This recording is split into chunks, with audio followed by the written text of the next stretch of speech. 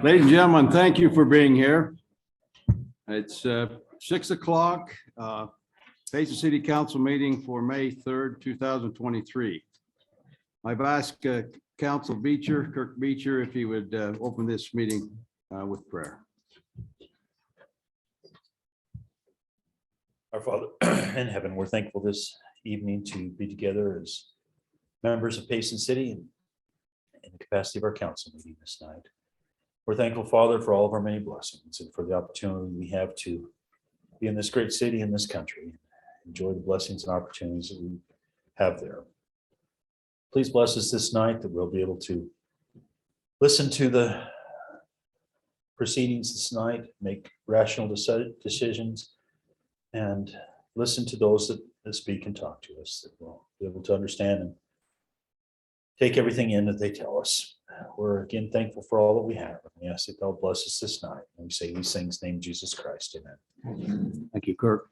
Ladies and gentlemen, if you'd stand and repeat the pledge after me. I pledge allegiance to the flag of the United States of America and to the republic for which it stands, one nation under God, indivisible, with liberty and justice for all. Thank you. We'll go ahead with be on your program of the consent agenda. Approval of the April 5th, 2023 City Council minutes, proclamation, National Public Works Week, another proclamation, Emergency Medical Services Week, number 4, proclamation for National Police Week, number 5, proclamation Arson Awareness Week, number 6, ordinance amendments to the Payson City Code Title 12.54.010. General procedure and fees. Number 7, ordinance amendments to the Payson City Code Title 1.16, elections, and Title 13.32.030.5, signs. Unless there's any discussion, council, I'm ready for a motion on the consent agendas. I move that we accept the consent agenda. Okay. And I'll second it. Okay, we have a motion. It's been seconded, starting with Council Christensen, Yes. Council Beecher, Yes. Council Carter, Yes. Council Prosgaard, Yes. Council Hyatt. Yes. Thank you. Motion carries unanimous. We'll move on. I believe if the council would grant me the ability, I'd like to suspend the agenda, and so I can move a little bit some of the agendas around. That is there a motion that would? I move that we suspend the agenda and allow the mayor to rearrange items to better suit The time. the time. I'll second it. Okay, all in favor, say aye. Aye. Okay, Carl, are we still waiting for? Yeah, let's wait a little. Okay. Number 1, we're going to be waiting for the presentation of the Class 2 Department of the Year Payson Recreation. Going on to number 2, CTC Communities That Care Youth Recognition Award, Kim.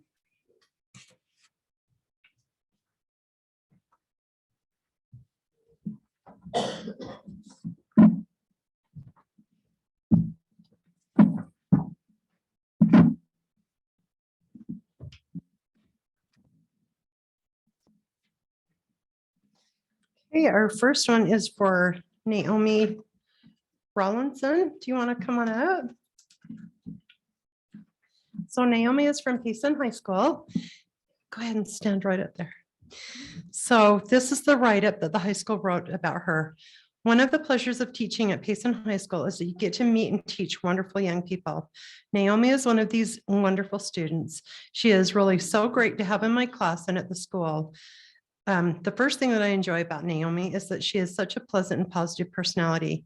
She almost always has a smile on her face, whether I see her in the halls or in my classroom. She's just a good example of what it means to be positive. The next thing I enjoy about Naomi is her love of the arts. She is currently in an art class and a couple of music classes. It's fun to see someone who enjoys the arts so much. Finally, the last thing that impresses me about Naomi is that she pushes herself to do hard things. One way that she does this is by taking college level classes throughout her high school experience. Not only does she take these classes, but she also excels at them. It is fun to watch her push herself and to succeed. We are so lucky to have Naomi at Payson High School, and we'll miss her when she graduates this month. So congratulations, Naomi.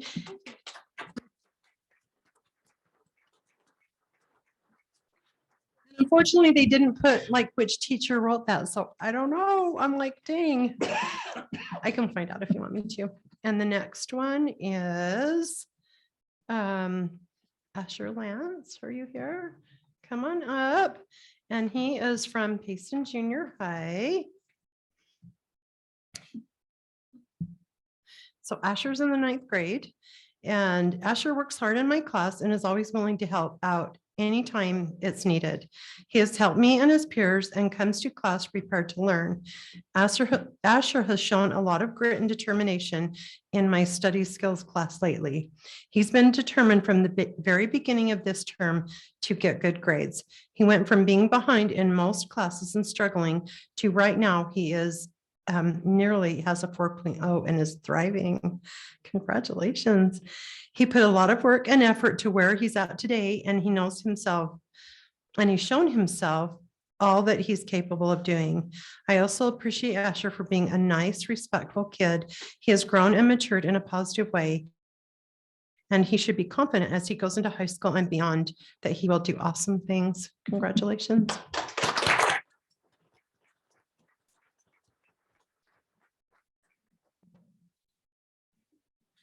Okay, and my next one is Caitlin Burke.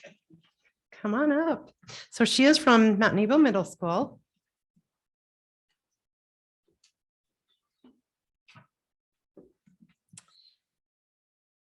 So, okay, they put teachers' names, which is really nice to know who's saying these nice things about you. So Mrs. Walker said, Kate is a wonderful student. I have worked with Kate for 2 years and have loved the growth she's made. She's always willing to try and does her very best and brings a bright and happy attitude to class every day. Mr. Ledesma said, Kate, is in the cycling class. She's also always so willing to help and do what is needed in the class, and she's not afraid to be hands-on and to get her hands dirty while doing bike maintenance. Kate is a great leader in my class. Her work ethic is a great example of her classmates. And Mr. Bagley or Mrs. Bagley said she's always very polite to the teachers. Mrs. Thompson said she's a hard worker, gives 100% of her effort in all that she does. And she's the first to recognize the need and help others. Mrs. Brown said, Kate is very energetic and incredibly dependable. She will choose to do what is right, even if it's not the in thing to do. And Mr. Bird said he admires Kate because she's always seems to keep an upbeat and positive attitude. Mrs. Franco said she's always offering to help, lend a helping hand, even when you don't ask for it. She is committed to helping create a good learning environment in her class. Mrs. Barker said she's a fantastic student, and Mrs. Reber told me that she's an avid game player and a Lego builder. So congratulations, Kate.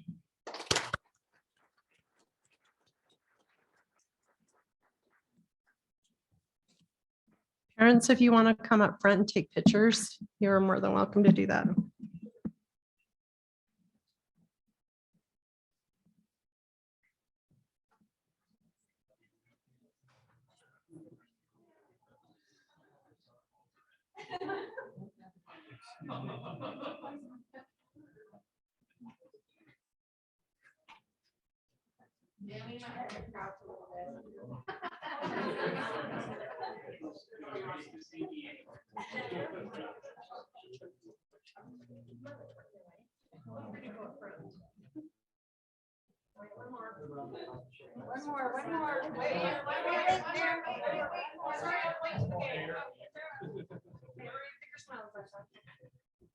Thank you.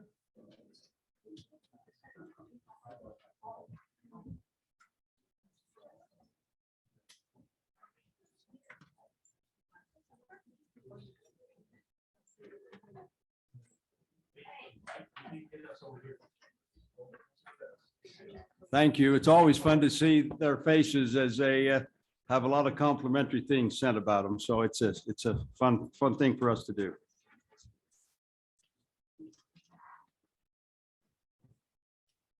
Okay, we'll go on to number 3, presentation of the library board annual report. Ann?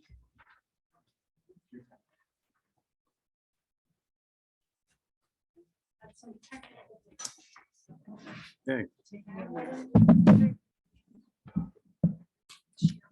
I'm She's not, online. She just needs to connect to the Zoom. Folks, thank you for being here. Appreciate it.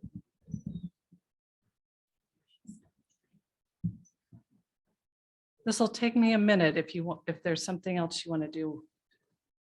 We'll just sit here and stare at it. Okay, that'll really help me. All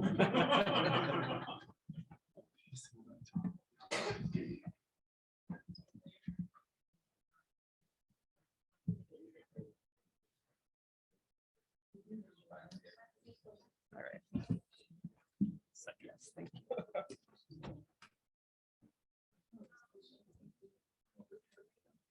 I can do this at home.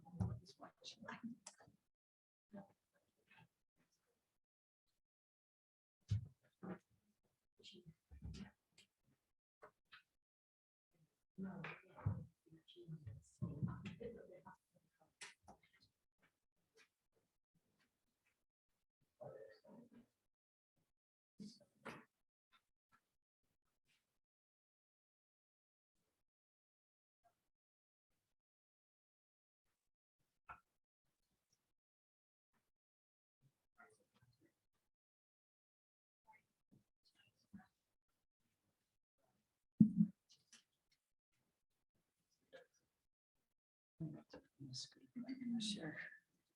So while we're doing this, Donna has agreed to do a song and dance to entertain all of us. Right?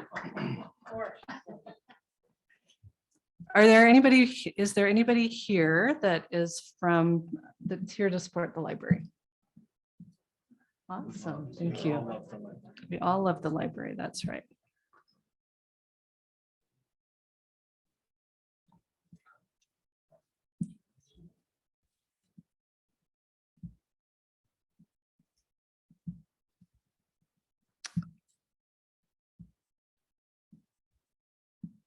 Isn't there something to talk about like sandbags or anything like that? It might really come down to what you did. Okay.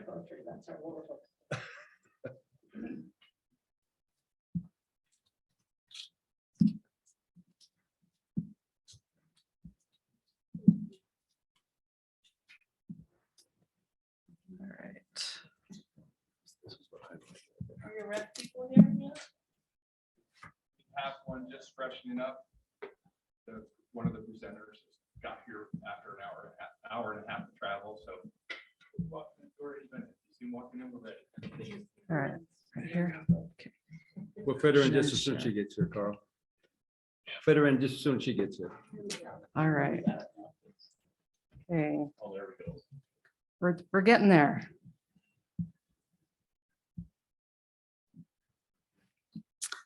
All right. This was the hardest thing I've done all day long. So my name is Ann Humphreys. I am the Payson City Library Board Chair, and this is our annual kind of state of the library report that we wanted to present. So cue the Star Trek theme music for Donna's behalf. Our Payson Library mission statement is boldly providing information, ideas, and opportunities for our community to explore, connect, succeed, and thrive. We've had that mission statement for probably 1 or 2 years, and it's helped guide us. All right, So I think I missed one of the pages. All right. So we usually look backwards and tell you what we have been doing for the past year, but this year we're going to take a couple minutes and look forward. So Donna and her team have really worked hard. They have taken the library mission statement, they've created a library vision and created library values using the thing about adventure that goes along with Payson City, and created a 5-year strategic plan. So if you look on the left-hand side, the theme for Payson is home to adventure. And so they took a spin on that. So book your adventure. And then these are the values that go along with each of those letters.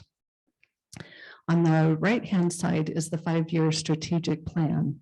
And we can go through all of these if you would like, but I was not planning to. So just to give you a couple highlights, I know there's a lot on this page, so it's probably hard to see, but if you go on the third column on the top row, talking about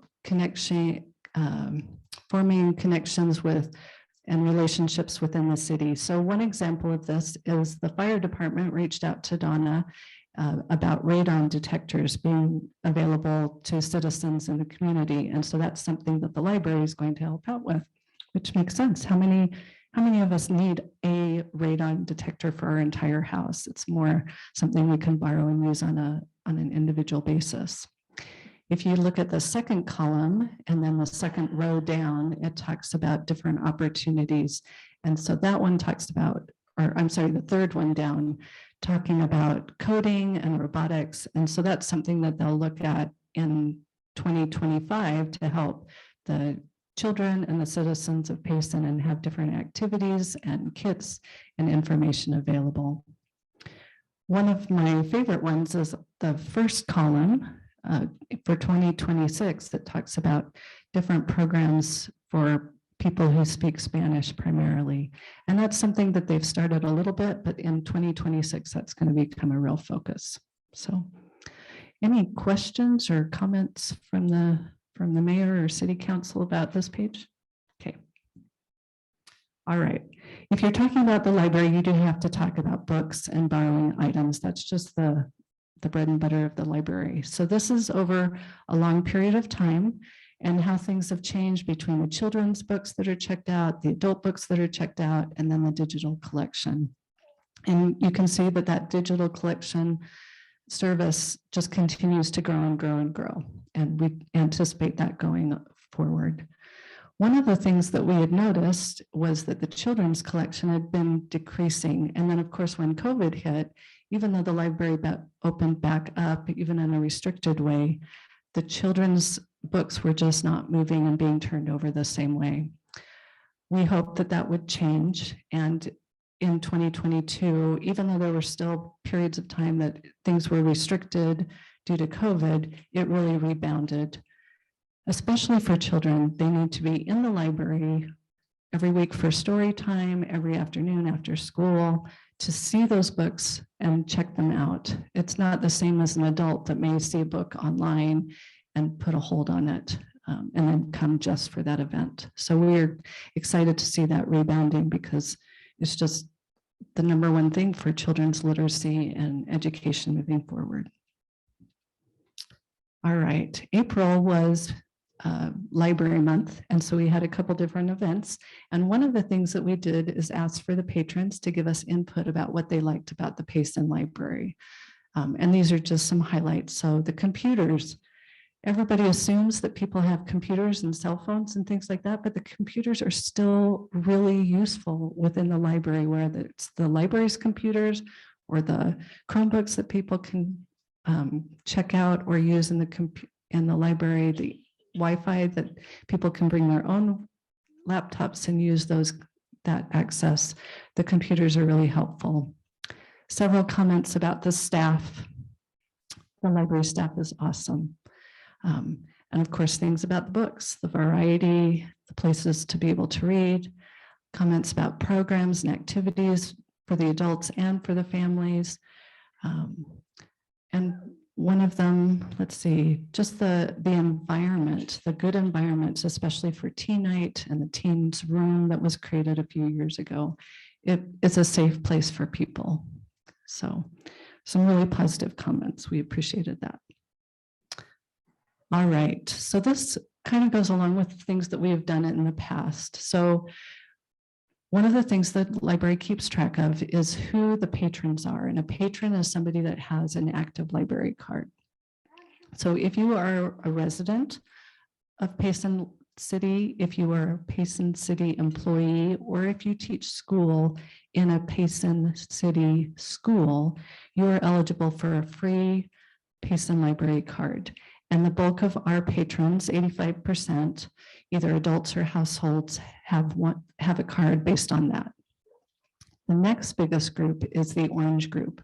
And many of you know, but for those of you who don't, we have an arrangement with the Santaquin Library. So if you have a Santaquin library card, you can check out books at our library, and vice versa. We can check out library books at Santaquin. And that has been a really positive thing. And so that is not quite 10%. The next biggest sections are non-resident family. So this is non-resident family Payson and non-resident family Santaquin. That's the really teeny tiny blue one, the tiniest sliver.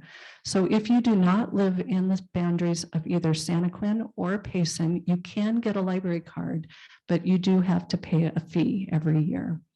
And we keep those fees, Santaquin and Payson fees, the same so that somebody can't go to one city to undercut them for the other city. So that's something that we've done long term. And so there are people that do pay for a library card to use our library. And then the green one is something that we have worked with the city council over time, is for individuals who are living in the annexation boundaries. So they are not yet Payson City residents, but it's anticipated that they will become Payson City residents at some point in the future. They are also eligible for a free library card. It's a pretty small number, which we anticipated when we set this up.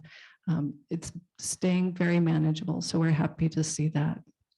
The Payson Friends of the Library did set up a scholarship or a grant option, so people who are paying for a resident or a non-resident card, and that's a hardship for them, they can ask for the Friends of the Library to support that. So far, we haven't had anybody take that. We've tried to do some advertising. The library staff is certainly aware of that program, but we're happy to help that any individual that might be needing that service, either one time or several years. We think the library is a great service that can really help people in a lot of ways, so that is worthwhile. All right, so when we talk about the library, we also talk about programs and programming. So this is the number of programs over time. There's a similar graph that I didn't include that shows the number of participants over time. And it pretty much is the same, going up, then crashing, and then rebounding really quickly. And so 10 years ago, the programs that were happening were primarily story times, a few book clubs, but they were pretty limited in scope and time of day and that kind of thing. They were increasing in the variety. 2019, we had the library closed for some construction for a few years, or for a few months, sorry. And then of course, COVID hit, we stopped all programming for quite a period of time. 2022, there were a couple times that we did hold back on the programming, but by and large, it really came back. Molly has been awesome. And one of the other things that's helped is for her hours to increase so she can really work on that programming. So, but what does programming look like? What does that mean? So this is something that Molly put together of pictures during the last year. So story times, there are 7 to 8 story times per week, several days, different ages, different focuses, from little babies on laps to kind of that pre-kindergarten age. We have lots of different people that have helped out being guest speakers. Some of these you'll recognize.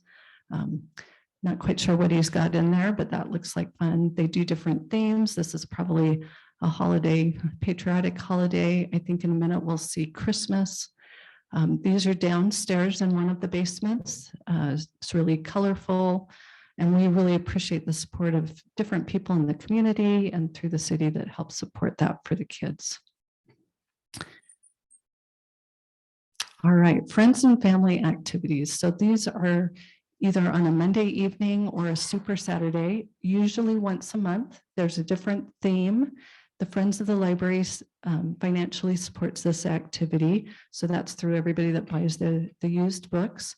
And they have, I'm going to try to find it really quickly what their average attendance is. It's usually like between 100 to 150 people per event. And just different things. That's a pajama one. This one was held in the banquet hall because it was so large. When that's held in the Payson City Library, they'll have different stations to divide those people up, sometimes using the outside area, depending on the theme or the weather. And they really utilize the space as much as possible. Let's see, looks like a Halloween one, Halloween themes. These have been really well attended, and they're for all ages, and families really do these as group activities. So again, Mayor, we appreciate your support of all of our activities. So this, if you're not familiar with the library, this is a kind of along the back where they just have a different station for the different things. The one they had a couple months ago was genealogy. They've just really done a lot of variety. So Library Club is an after-school program primarily for elementary kids. They have a lot of different things, Legos you can see, they have art projects. It is once a week during the school year and just a lot of variety. Cooking uses math and reading skills.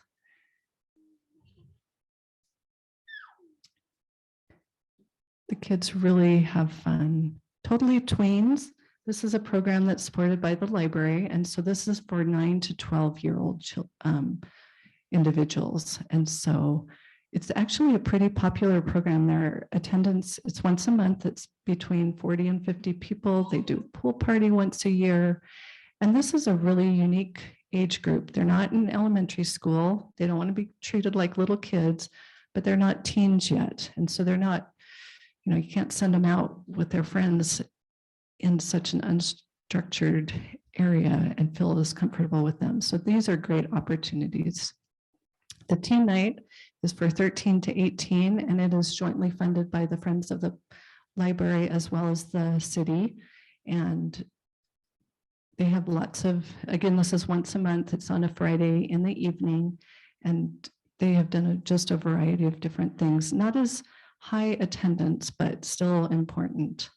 Adult programs are generally done in the evening, and they have a variety. They have swing class, and they have yoga and gardening, and different authors coming to visit. Book clubs are part of this. Painting they did one year or one evening. And so this is the library. They've moved things around.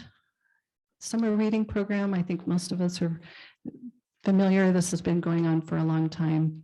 Just a hint, there's going to be some interesting decorations for the summer reading program coming up in a couple of weeks. I'm excited to see it. And they decorate the library so amazingly for the theme. Because of COVID, they started doing the summer storytime programs in the park, and they actually continued it during the summertime only. And it allowed a lot of families to come for those events, and they've had huge turnouts. So I think 850, if you look at it all together. They do have a fall reading program. It doesn't get quite as much publicity, but they have a lot of fun with that. And then the STEAM program, this is another after-school program. They work with the 4-H program, and they do science, technology, engineering, art, and mathematics. And so that's a good partnership that they've developed. And that one, has been since COVID that they've done more of that. It's great to see those hands-on experiences. So book clubs for kids, they have one for boys and an adult and one for girls and an adult. And then a new thing in this past several months is family game nights. So this is on Saturday evening at the library, and they do a variety of different games. You can come as an individual, you can come as a family, wide range of ages. So when we talk about programs, that is the variety and depth that we have going on in the library. And I know Molly is always open to different suggestions and ideas for programs specifically, but the library as a whole is always open to do new ideas and new things to benefit the community. So that is the end of my presentation. I'm open to questions or comments if you have any. Council? Doesn't it, Kirk, you got me? I'm just gonna say it looks good, like you're doing a good job. They are doing a good job. Yes, absolutely. Absolutely. There's a lot of participation. That's a good thing. It is. And I It think, actually kind of surprises me based on the electronic world today. So I'm glad to see it. and I think all the ladies that are on the board, every one of them do such a good job. I'm just in awe of all of them. And we appreciate Linda's support as part of that board. So we would appreciate any of you when you have your turn for the library board, but it's Linda's turn right now. So thank you. Okay, and I think we're all of one mind. You're doing, the library board's doing a great job. The library staff's doing a great job. So just keep on keeping on. All right. Thank you. Thanks for the presentation.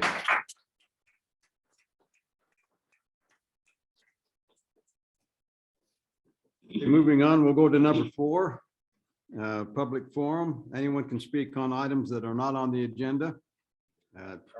Carl's trying to get you. Carl, she here? Oh, wonderful. Then we'll go ahead and do Leanne Powell. Are you here? Where are you at? There you go, Leanne. Thank you for traveling so far down to us and the traffic you had to deal with. So appreciate you. Thank you very much.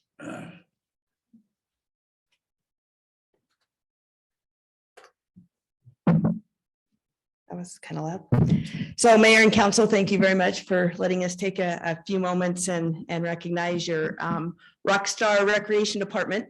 My name is Leanne Powell. I'm the Executive Director of the Utah Recreation and Parks Association. And this is Scott McDonald, and he is our current past president of our association. And we represent about 1,500 Parks and Recreation professionals throughout the state of Utah, our association. And every year in the spring, we have a conference. And leading up to the conference, we take nominations for a number of different categories for potential awards. So prior to conference, we gather up all of our past presidents. So this last year, we actually had a room full of 21 past presidents of our association. And they go through every award and decide who's going to be the recipient of the awards. And of course, Carl is a past president of our association. He is very involved in that and a part of that. And I think one of the things that I want to make sure that you all understand, and part of the reason for being here, is really the level of leadership that your department offers our state. So little bit smaller department compared to a lot of others, but the involvement they have statewide, being leaders in, Robbie serving in the aquatics committee and was part of our leadership academy, and Carl being a past president and always a very important part. Every one of your folks get involved with statewide leadership and help us shape what's happening in Parks and Recreation in the state of Utah. So they're doing a great job. Along with that, as everybody knows, if a recreation department comes along, it also comes with the support of probably every other department in that city, right? Because they're doing special events and they're using parks and they're, asking the police and fire to help with city days and special events. And I think one of the things that stood out in Payson City's nomination for this award is just the amount of cohesiveness in your city and how they work out and reach with partners and with other city departments and the great work that they're doing there and the great work that all of your departments are doing, just like the library, right? So a lot of what Parks and Recreation is trying to do is really be the heart and soul of the community and bring the community together. And if we've learned nothing else over the last 2 to 3 years and going through some of the challenges we've seen is that people need to be with their people, right? We need to gather people together. They need to connect. They need to not be at home behind screens, and they need to be out and connecting. And I think that was another one of the things that stood out in their particular nomination. So great work citywide. The other thing that I want to be sure that gets recognized is these folks couldn't do the great work that they're doing without your support, right? It's not cheap. It's not easy. It takes time and resources. But the fact that as a council and a mayor and administration, that you guys are committed to parks and recreation and the libraries and all these things that bring your community together are very, very important. And even more so, again, we've seen over the last 3 or 4 years. So I think before we continue, how about some recognition here for the great work that you guys are doing and the support that you give these departments.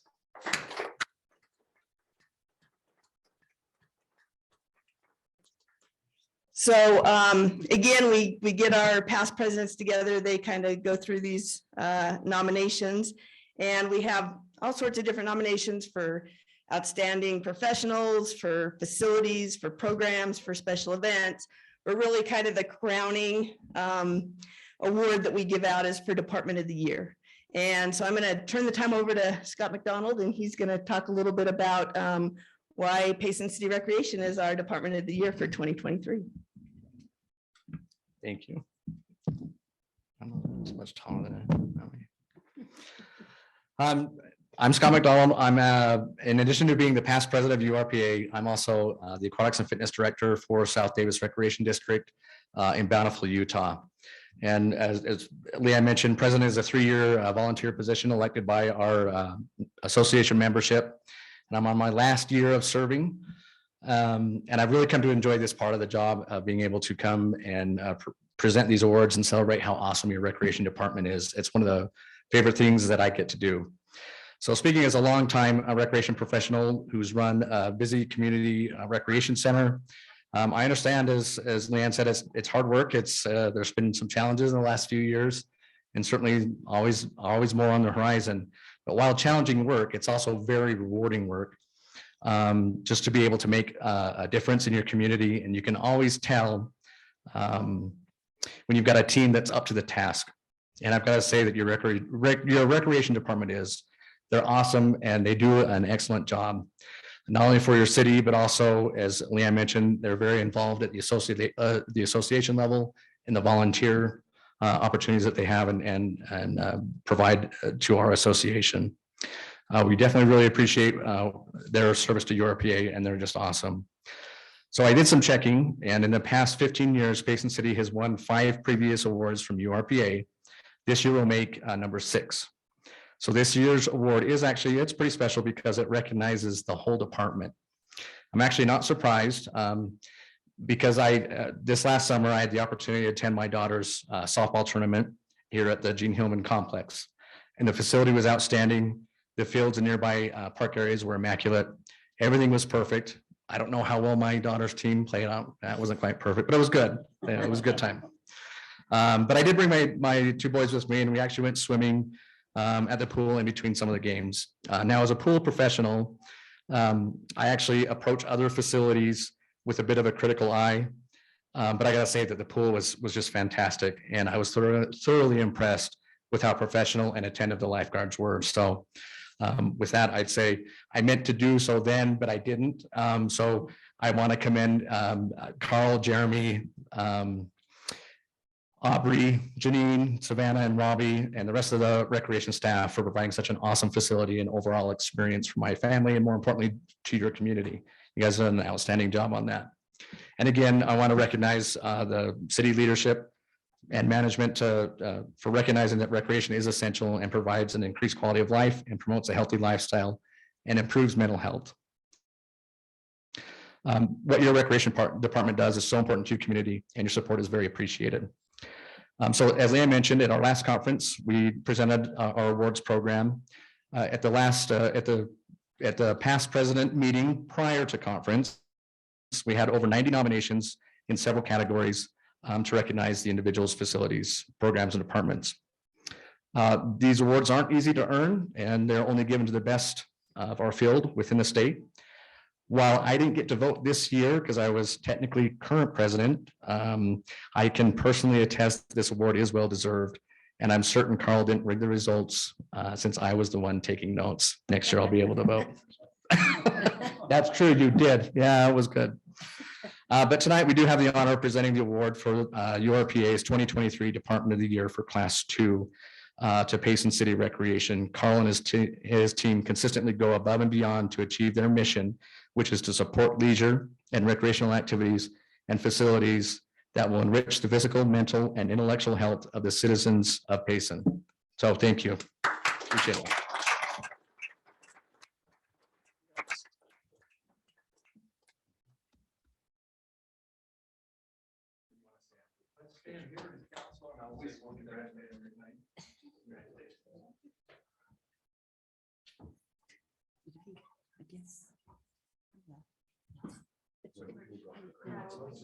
Carl, we can't see you on camera. We're gonna move right up here.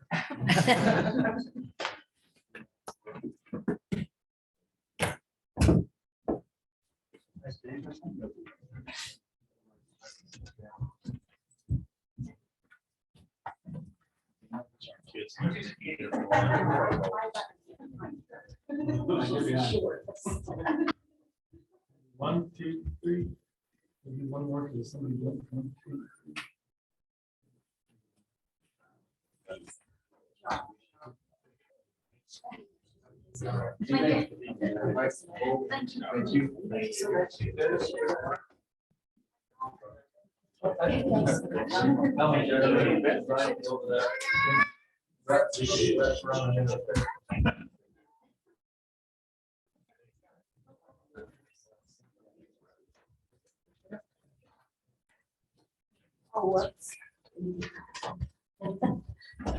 I just want to quickly say thank you to all of our staff. They're very passionate about what they do and go above and beyond.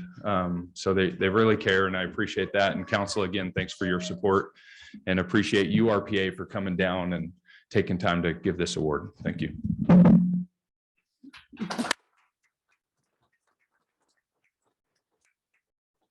Okay, we'll go on again to number 4, public forum. Anyone can speak on items not on the agenda. Please be cognizant of the time.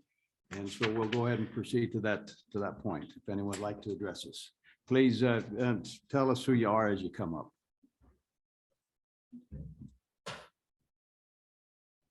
Come on up. Good evening, I'm Jason Duarte. Thank you, Mayor, Council.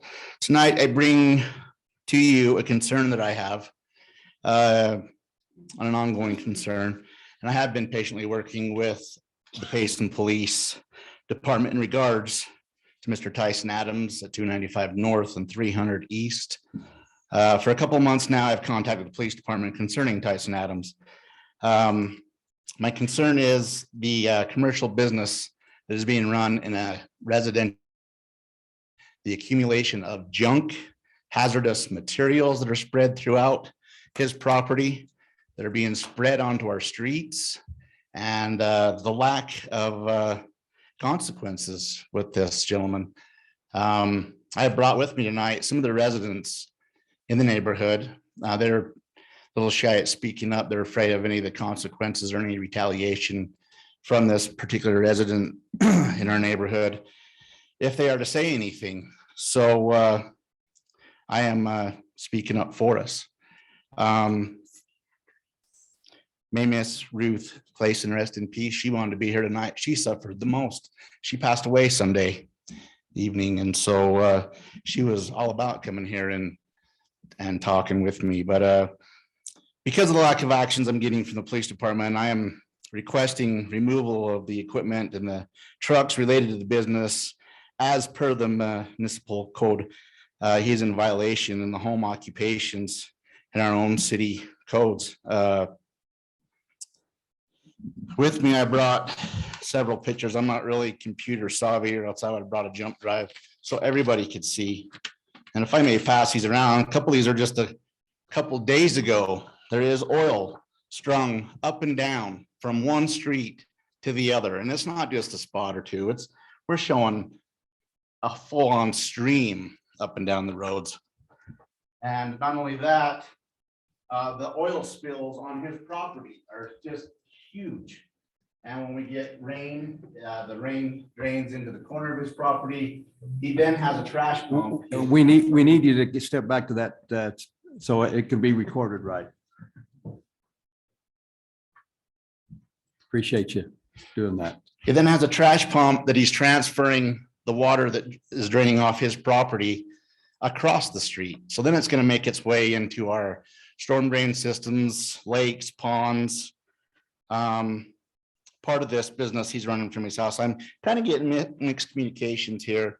I'm being told he has a business license. I'm told he doesn't, but under the circumstances of the business. He did have one at one time, as I'm aware. Okay. At one time. Doesn't currently have one that I'm aware of. Under the circumstances of that business license, he is abusing that business license. He applied to the city that he would only be using his home as an office to do paperwork. That is false. He's got semi trucks, tractors, trailers, equipment. Let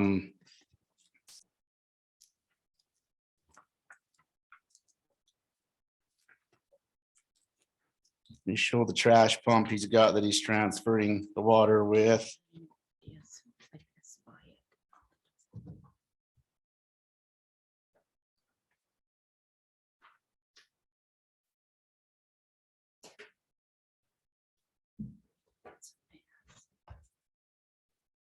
There's so much junk accumulating. He's parking his equipment across the street on other persons, in front of other person's house. To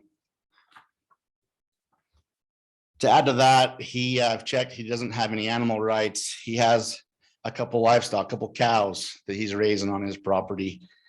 They've become a nuisance. I hear them cows mooing constantly. The chickens, he has a rooster that's crowing constantly. He's in violation of that code of the what I have here, the livestock prohibited animals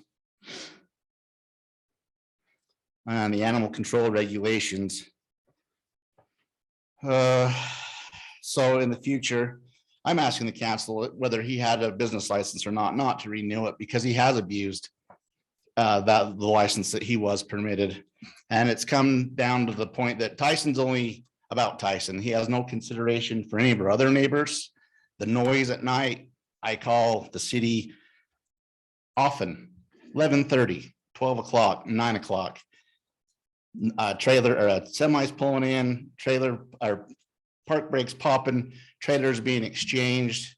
I'm waking, I'm up at 4 o'clock in the morning so I can get to work by 5:30. And it's obnoxious, and it's something that I don't feel like I have to tolerate.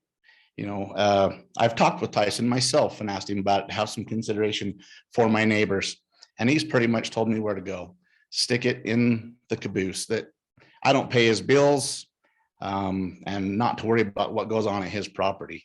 So my frustration has grown, and I've told him that I was going to take it to the city. He told me to do it.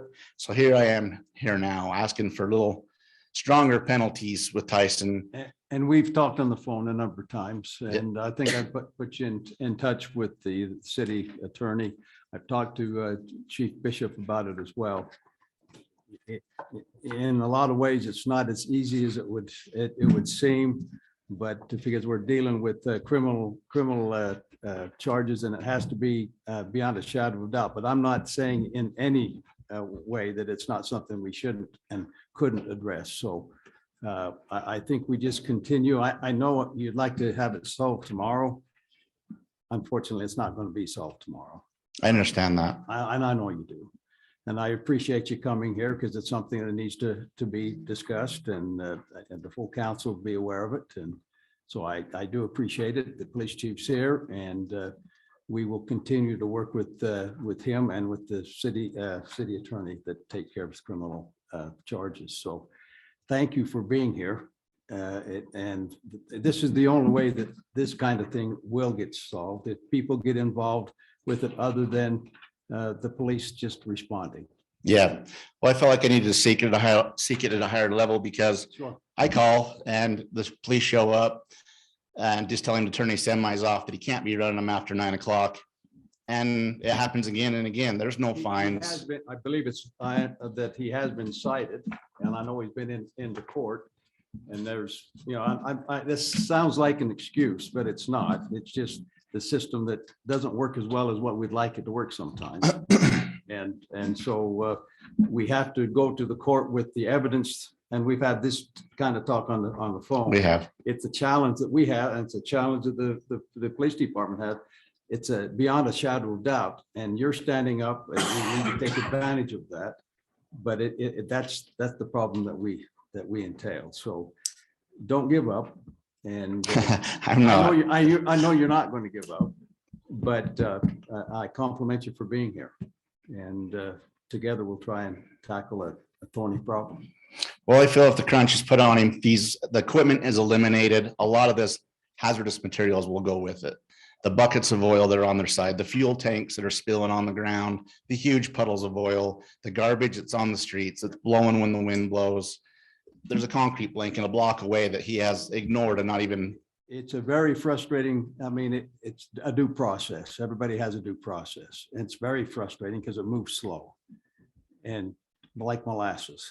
Yeah. And I know you're aware of that. Yes, sir.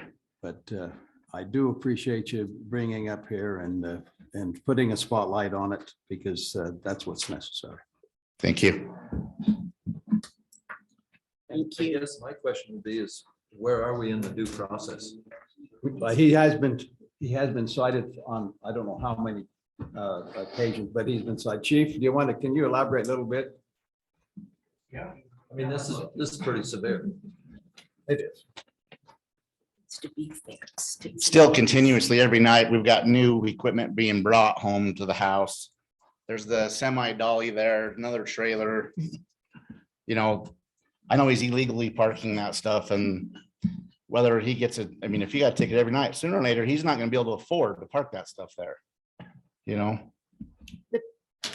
Where he parks that diesel, those people don't live there. No, they don't.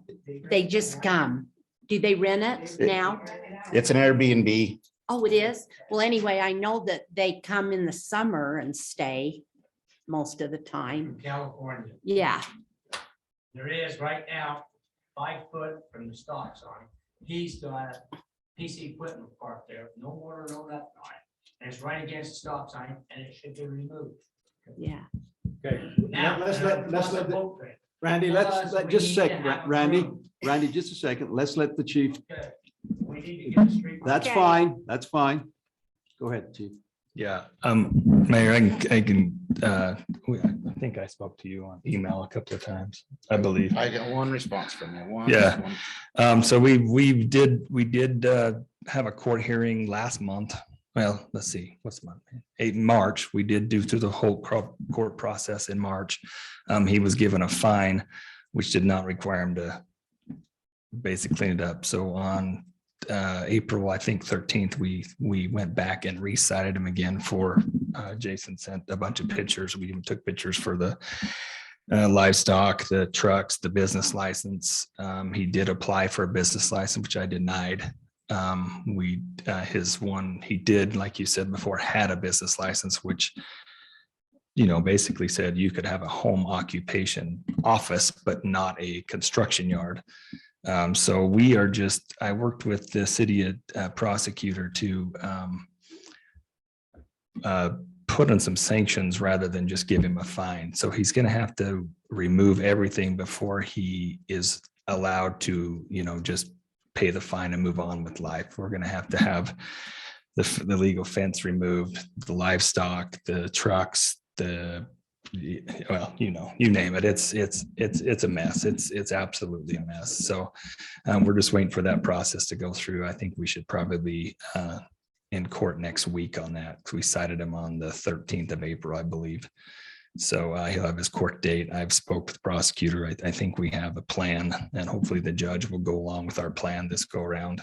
That's sometimes it's the frustrating part, is you do all these things and then the final decider is not me. If I was judge, jury, and executioner, I would maybe change a few things, but I'm not. I only have so much power in that atmosphere, but I'm hoping for a better outcome this time, and we'll continue to cite as many times as we need to. If he wants to be hauled into court every week, we'll haul him into court every week. We'll get the problem fixed. It's just the end is not up to me what happens. So Yeah, we want to make sure that everybody understands it's not due to inaction. I've been aware of it no, he's for a been while. cited plenty of times. And I personally have talked to the chief and to the city prosecutor, so we are not ignoring it. But I'm glad you're bringing it to a head here at the city council. Well, I wanted to bring it to a head because I'm only seeing, well, like he says, he's only been charged with 4 deals. The first time he appeared in court, Judge Jewell dismissed one of the charges without any verification at all. I'm aware of that.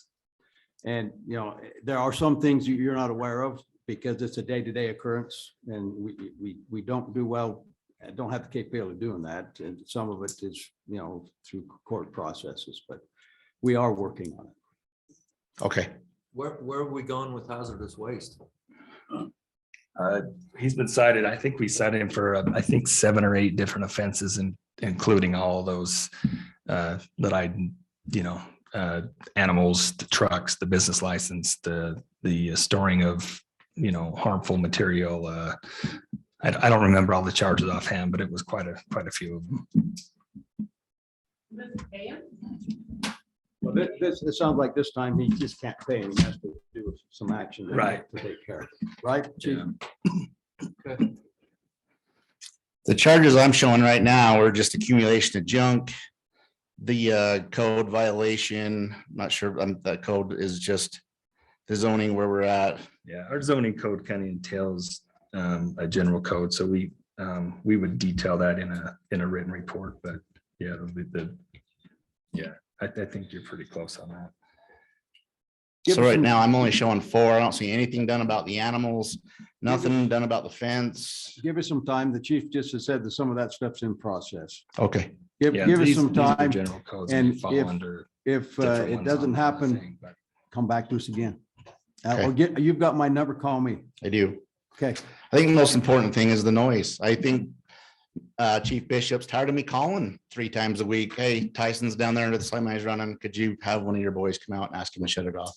You bet. It's obnoxious. Like I say, I get up, I work 60, 70 hours a week, and I shouldn't have to listen to that No, damn you thing. shouldn't. I will, and the No. machines, the trailer swapping, the brakes popping. Like I say, it's very frustrating, not only to you, but to us, and it's unfortunately a slow process. Thank you. If it's any consolation, I had a similar with a semi. My whole neighborhood was ready to lynch me. And it took us, 3 times, Brad, to file it and to get it through, but it's no longer there. He would pull in, he would leave his refrigerator going all night long. The truck would kick on and power up the generator again, whatever. It was a mess. And it took us, Brad, 3 or 4 times in court, but we finally got rid of that. And I understand, I run heavy equipment myself. I drive semis, and then I try to be courteous of my neighbors. If I'm driving home and don't want to drive all the way to Salt Lake, take it to the yard.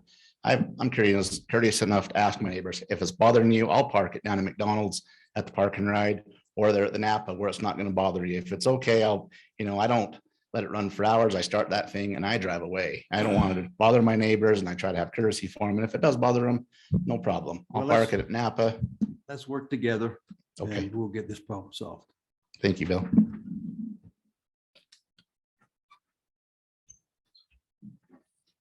Thanks, chief. Sir, come on up.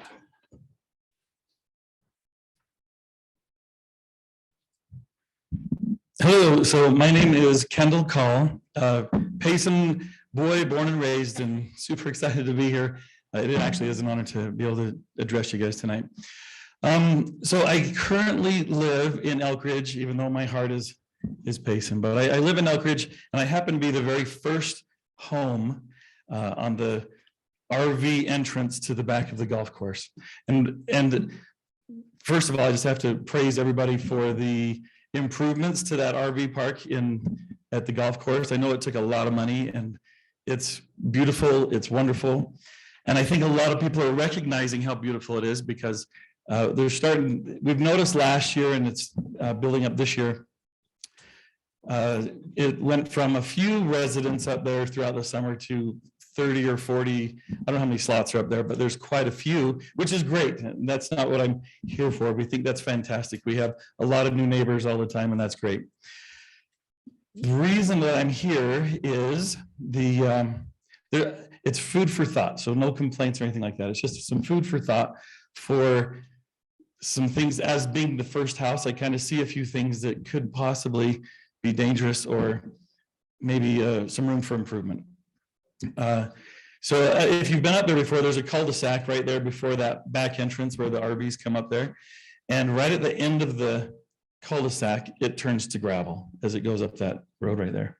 And what we're noticing is after the RVs that come through, are coming through at probably 5 miles an hour, a pretty good speed and careful speed because they're towing a big RV. But once they get up there and they unhook their RV, because they're so close to places to go out to eat or different things like that, especially for the people that are staying for a week or longer, the ones that some even stay the whole summer. But as they get more comfortable with that, as they're driving up and down on that road, they're going awfully fast with the kids that, I don't have kids that young, but there's kids that are playing in that cul-de-sac and things. And me and my wife watch it happen, but I would say 35 to 40 miles an hour. Now, this isn't everybody. Most people are going slower than this, but there are a few that just come flying out of there. And with that, and almost everybody that comes out of there with that, the gravel comes with them as they transition from gravel to the asphalt. So just the driving through there, so that the gravel tends to come all the way down into that cul-de-sac. Also not a problem. I've gone out there and swooped it up whenever I can, but that is one thing. But I'm here to ask for maybe food for thought for the future is maybe being able to asphalt that further up. There's a little hill right there, maybe a little further up there so that would eliminate that problem. And then also maybe some sort of a speed bump right there to stop some of that really fast traffic that comes down there. It is surprising how fast some of them will come, and maybe a speed sign that says like 5 miles an hour or something. To slow, and people don't only, sign's only as good as worth as the person that looks at it and follows it. But I just think being able to slow that speed down, maybe a speed bump and maybe, some extra asphalt from road jobs, if there's any, maybe slowly move that up the road a little bit because even people that drive slow, I was watching tonight, there's a lot of dust that comes up because it's crushed concrete. That's what they put down right there. So as beautiful as it is, and it's really nice as it dries out, everybody that drives on that, there's big dust clouds. And when we get 40 new residents up there, and sometimes it switches over daily, and sometimes people are there a little bit longer, but it's a lot of traffic, and that's not the issue because we realize, more opportunities to meet people. We go for walks all the time up there and say hi to people, but there is a lot of, and I speak for our neighbors, there's a lot of dust that comes up even on slow traffic.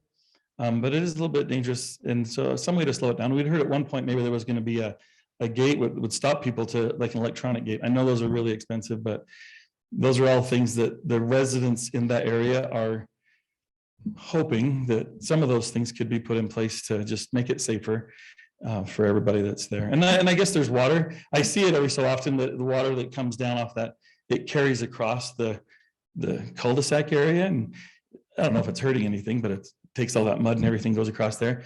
And maybe instead of a speed bump, maybe it could be like a speed dip, to direct that water, but then people would have to slow down or take their front axle off as they go over it, but something like that. So anyway, that's why I'm here, is just to say that those are some needs that I can see being that first home of maybe how to improve that entrance to that, or that back entrance, the main entrance, maybe even a sign that says RVs this way, because we see a lot of people drive by and they go clear down and then it's hard to turn around, to turn up to that RV park, because there's a lot of traffic. It's a beautiful place. I'm glad that it's maybe generating some revenue, who knows, but it's beautiful and we like to see people there, just to make it a little, those are maybe some of the future improvements that I'd like to present. So anyway. Good. Thank you. Yep, thank you. Good to see you, Kendall.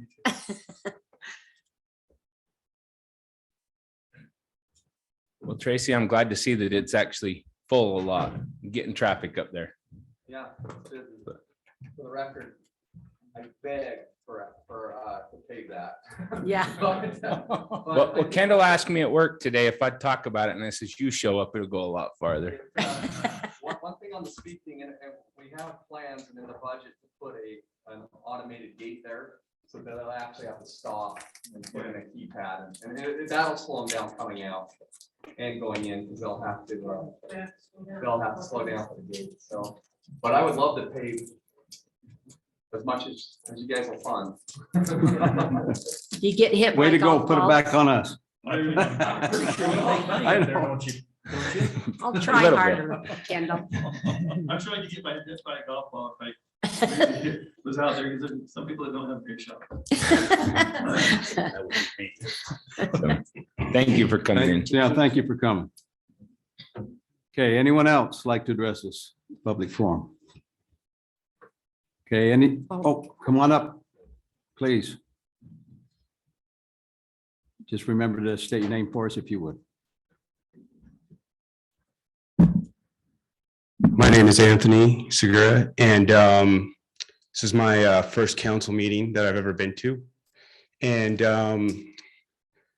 I guess I just kind of get some ideas every now and then hanging around the town of Payson.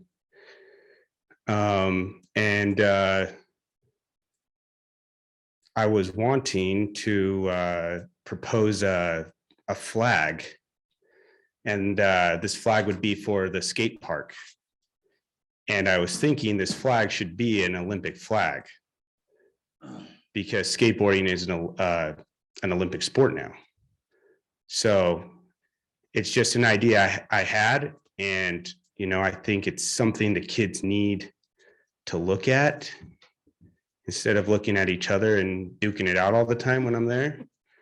But yeah, that, and I don't know where I'd go from here. I just thought I'd come up and say, like, maybe I have this idea. Where you go from here is leave your name and telephone number and we'll work with you. Cool. Thank you so much. Okay. If you want to give it to, there we go. Anyone else? Kim, anybody online? Okay, we'll go ahead and close the public forum and move on to staff reports. Jump up here, Janine, quickly. She wants to leave, is what she's saying. Good job, Janine. Yes. Mayor and council, I just want to take a minute and tell you, we had a great evening on Monday night, May 1st, Cinco de Mayo. We had more people than we've had before. So want to thank the mayor and Linda for coming. Appreciate your support. So I'll have you know, I didn't need to show up because I hear it just fine from my house. I would like to see your face there for a few minutes even. So it was really fun. I think the people who were there enjoyed it. And we are just very fortunate to have Ruben and his family. It is his company that brings these talented people to Payson, because a lot of our demographics is that. So it's just it's a win-win. We are very lucky to have him. So Not that you're not doing the job, but if it wasn't for Ruben, that's probably something that. oh yeah, I don't have any of those connections. So that's just super. And he's so good to work with. This May 13th, excuse me, May 13th is the Pay It Forward Challenge. And so if you guys would like to come and help with that, I would love your help. It's at 8:30 in the morning and it's over by 11:30. So it's really quick. So I advertised this in the Santaquin Elementary and Payson Elementaries. The challenge goes out to the PE techs and they start talking about physical fitness and running. And the kids then get online through the recreation department and pay only $1. And then they can come with their families. And for that $1, we give them a medal and a t-shirt that says pay it forward. And then I have businesses in Santa Juan and Payson that donate gift cards. And so then we give the kids a gift card and they're supposed to go with their medal and their t-shirt and they go to that business, for instance. Let's see who's donated.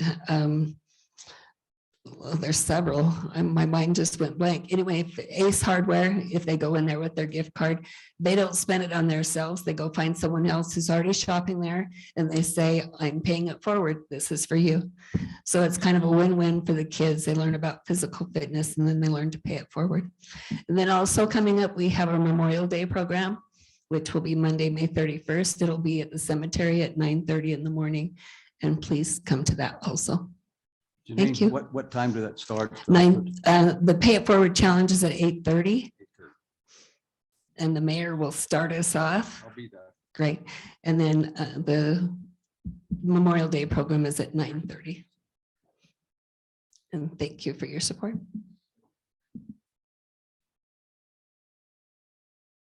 Any other staff? If you don't jump up like Janine, we won't listen to you. Okay, doesn't look like we have any other. We'll go with the council report, starting with Council Hyatt. Well, I just wanted to thank our Parks and Recreation. That's a pretty good award. I mean, I feel pretty proud and I'm not even there. But I've always thought that we had a good parks division. My children all grew up in it and basically because where I was from, West Mountain, you weren't at the ballpark, I didn't know who you were. So I'm glad that you guys have done such a good job. Also, hey, all you guys are out there sandbagging, sorry I missed it, but thank you for getting those sandbags up, I appreciate it. Coast Guard. Been a while since we met. I had 2 or 3 things. Janine, if you were part of the Easter sunrise service, awesome. The mayor and I participated in that, and that was that was a great program. It was attended better than I thought. It was attended very well. Yeah, I wish I could take credit, but I just gave the idea. Well, your name was on the credits. Oh, there. Got credit whether you want it or not. Yeah, whether you wanted it or not. Get up better. Tickled to death last night with the sandbagging. Only two of the council was there and mayor. I thought since we canceled work session, everybody would be there, but I drove by and I then I know. got a phone call and I had to leave. So well, Life happens. yeah, it does. Grateful for Doug. The ones that showed up, we emptied the pile, didn't we? We did. We emptied the pile. With that said, staff's doing an awesome job. The pictures that we seen of the Narrows and the work that was done, I had 2 or 3 comments from the Elmers and the Tanners that live up the canyon. They said, we just seen log trucks going out all day with wood. Where'd it come from? And I told them, and that's amazing that they cleared that Narrows area out. Council, as you know, I sit on the Southern Utah Valley Power Board. And we're at a very big juncture there where we are reapproving the organizational agreement and the bylaws agreement. Dave's not here to back me up on that, but I have a little more power there than I really would like to have. There's 5 of us that have the vote, and we've got a pretty good project that is necessary. You aware of it, Mayor? We're talking $40 million. I heard it was 50, but you know. Well, it's, yeah, it's just like the sewer plant. Yeah. Every time I go to another meeting, it's gone up $5 or $6 more million. We will be, we will be, we're out of power. I mean, the whole South Valley, Utah in general is out of power. But in ways of being creative with Pacific Corp and what have you, this is coming down the pipe pretty quick. So I just want to make you aware of it. We're going to bring it to council and talk about it real quick, but not real quick. We'll talk about it, but my one vote approves that, $40 million that encumbers us. So I want you to be aware of what's coming. It's the only way we can provide power with coal fire going away, with not being able to meet just the demands of the city itself. Solar wind isn't catching up fast enough to just replace, it never will. It never will. No, to replace what we're losing with coal fire. So I noticed on the news, coming home tonight, that New York legislature just approved, no, they're the first state in the nation. No diesel trucks. No, no gas stoves, no ranges, no gas stoves in new homes. No fossil fuel. New York City, or New York State. California will be far behind. Well, I think they've approved no diesel 18-wheelers. They did. Yeah, they did. That's all I have. You know, I might mention, just for the public's information, with regard to the Narrows, Cam Phillips, our water superintendent, and I went up to the Payson Lakes to take a look at it. And as we drove by the Narrows, there was an exceptional amount of depth. And some of it's just because, and most of it's because of the fire we had there about 5 years ago. So I got on the phone to Richard Nielsen, who is the Public Works Director for the county, who I knew would be on top of it, knew he'd know about it. But basically he said, we've got a plan, but it's we won't be able to get there for 2 weeks. And I'm afraid that we're going to have real high water by the time we get there. So as I talked to Cam, we said, hey, we'll be glad to jump in there.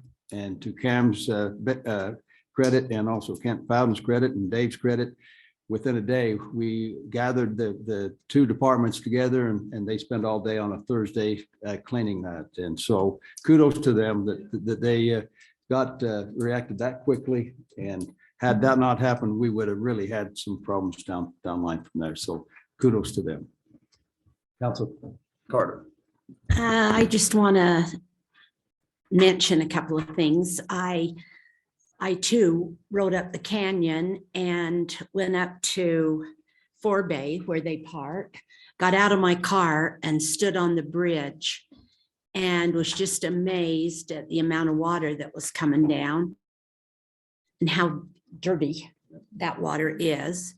And standing there, there was such loud noises, and I couldn't figure out what it was until I really looked, and there were big boulders coming down in the water, and it was hitting other rocks. And yeah, it's something that's really scary. And I'm glad the city's on top of it. And I appreciate the fact that we were able to sandbag yesterday afternoon, and that the city residents could come and take what they needed.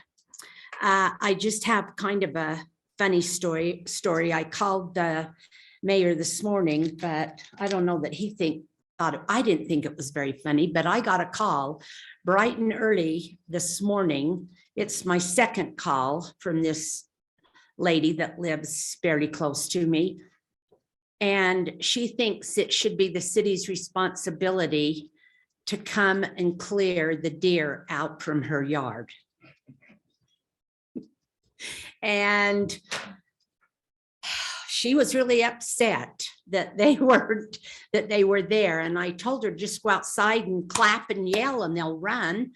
And yeah. And anyway, when I called the mayor, he told me the answer. So I called her back. She was amazed that we weren't able to come and shoot the deer with tranquilizers and haul them up the canyon. And so I called, and the mayor told me what to tell her, and I told her who she needed to contact. So I love seeing the deer, and I know a lot of people don't, but it's a pretty sight. And I want to thank Janine. I totally enjoyed Cinco de Mayo. The talent was unbelievable. And the gentleman that does the talent, he has some singing time at his home that, of course, is right by where I was born and raised and my daughter lives, but he is unbelievable. And the talent that was there and the dresses and costumes, it was just, I didn't expect it to be so good, and it was. So I appreciate you, Janine, for all the work you do. And I appreciate all the city employees for everything that they do, and the library board. They have the best building in town. It is so cute, and everybody needs to go down and look, especially at the tree. And that's all I've got. If I I could love add, that tree. good. If I could add just one thing, Linda spurred something for me. I'd like to give credit where credit's due. We are experiencing an awful lot of high water, record amounts of high water. And I want to give the Highline credit. They are working with us hand in glove. They saved our bacon, so to speak, the other night when we had the big surge of water come down. They're working with us very, very well and kept us from flooding, basically. And so I just want to thank them publicly. Pretty much everything's been said I was going to say, so I'll just say ditto to it all. Well, I have my list. No, I'm just kidding. I don't. Thanks to everybody. And I apologize that I haven't been getting out there with this late start to spring. I'm behind the 8 ball on my own project. So trying to keep things going, but that water is scary. I live on Petite Neat Creek, and we had somebody come knock on the door. They'd lost a 4-year-old just after dark. And I walked that path, and I was grateful that I knew where all the ripples were supposed to be, because I couldn't see the bottom. I was looking for a new object in the water, and luckily they found him somewhere else and he wasn't in the water. But the high water's there and it's dark. So keep an eye on your little ones, and And that's a minor amount of it too. What? That's a minor amount of it too. Oh, yeah, and mine's controlled. Mine isn't like free flowing and out of control. It's regulated what's coming down it for the most part.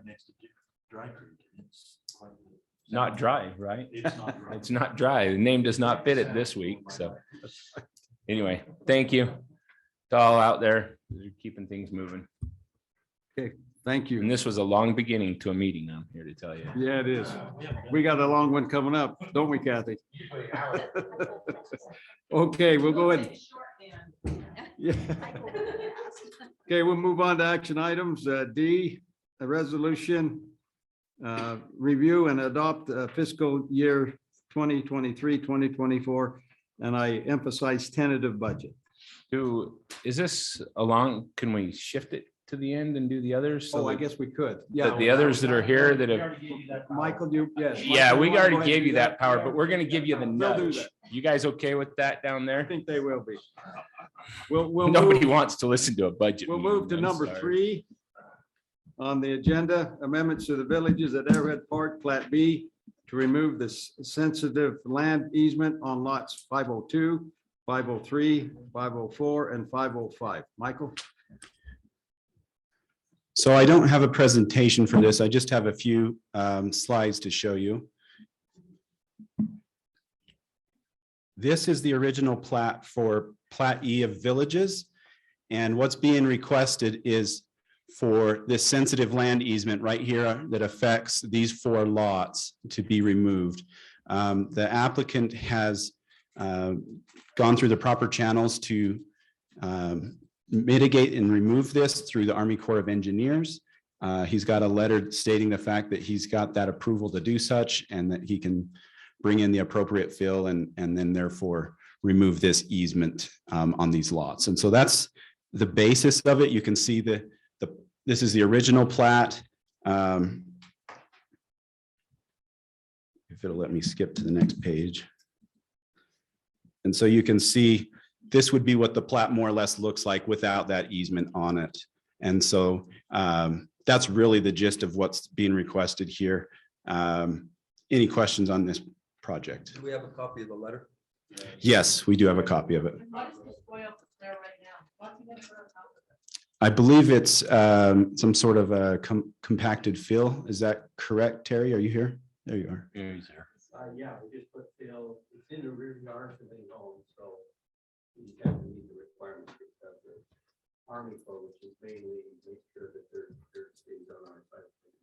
They're not gonna slide off the mountain, are That's they? what Yeah, I was that's gonna my ask. only concern is we don't Not pull gonna be another put on draper, top. okay? We No don't pull a drapers. draper. There's no mountain there. No, but I don't want a house subsiding because it wasn't built properly. Well, but what if they still did a crevice where the water would go? That's what I'm saying. I don't want a house subsiding Yeah, because, and that's what I don't want because to it- happen, because you right. bring in some fill, and that was where the water went anyway. I don't want to, I'm with you. I don't want to see that happen. I did like that your plat showed that the area in question wasn't actually under structures, that it was just yard. And so I can see the logic in this. If they were able to mitigate it at the Army Corps of Engineers, then I don't have any problems with it. It's not significant. It's Yeah. pretty difference in elevation between ground level and where the fill. Sounds good. Okay, council, if there's no further discussion, I'm ready for a motion. I'll make a motion that we approve the amendments to the Villages at Arrowhead Park Plat B to remove the sensitive land easement on lots 502, 503, 504, and 505. Excuse me, did you say plat B? B. as in It's boy. E. See, it's in boy. It's E. That's not what my paper says. My paper says- It says B on mine. I will correct that to plat E, E, as in elephant. okay. Plat E, Yep, plat Okay. E. typo. Okay, we have a second to that I'll motion. second it. Okay. Have a motion been seconded, roll call vote starting with Council Hyatt. Yeah. Council Prosgard, Council Carter, Yes. Council Beecher, Yes. and Council Christensen. Yes. Okay, moving on to final plat for Payson Bus Facility Subdivision Plat A at 676 North, 300 East. And Michael, turn it over to you. And just a point for discussion. If we allow Michael to do the presentation, then if you have any questions, let's use that discussion time. This one is also very simplistic. You can see here, again, I didn't have a staff report on it because it was quite simplistic. But this are the parcels that are affected. On the north end here, this is Paris RV up here. And so this is the Nebo School District parcels. There is one small teeny parcel in the bottom corner down here, if you can see that little rectangle, that is Payson City property. And so that is being affected with this. And then also with it, let me show you what their plat looks like. Apologies that it's not north-south facing. But this is what they are proposing is they're cleaning up the parcels so that it's going to be all one unit. And then this is already here, but they're dedicating this property along here and along here to the city because there's already curb gutters and partial street there, that sort of a thing. So it's a really just a cleanup thing that they're doing. Any questions on this one? That's something that needed to be done for a long time. Any questions? If there are not any questions. There was a discussion about possibly our secondary power station being just to the south of there. just to the To the or east of that. East. East of Yeah. there. Okay. And And that's something does we're talking to Strawberry about. Yeah, but my only concern is by giving up that little piece of sliver, are we changing it so we can't make the road where we want it, or is the road good?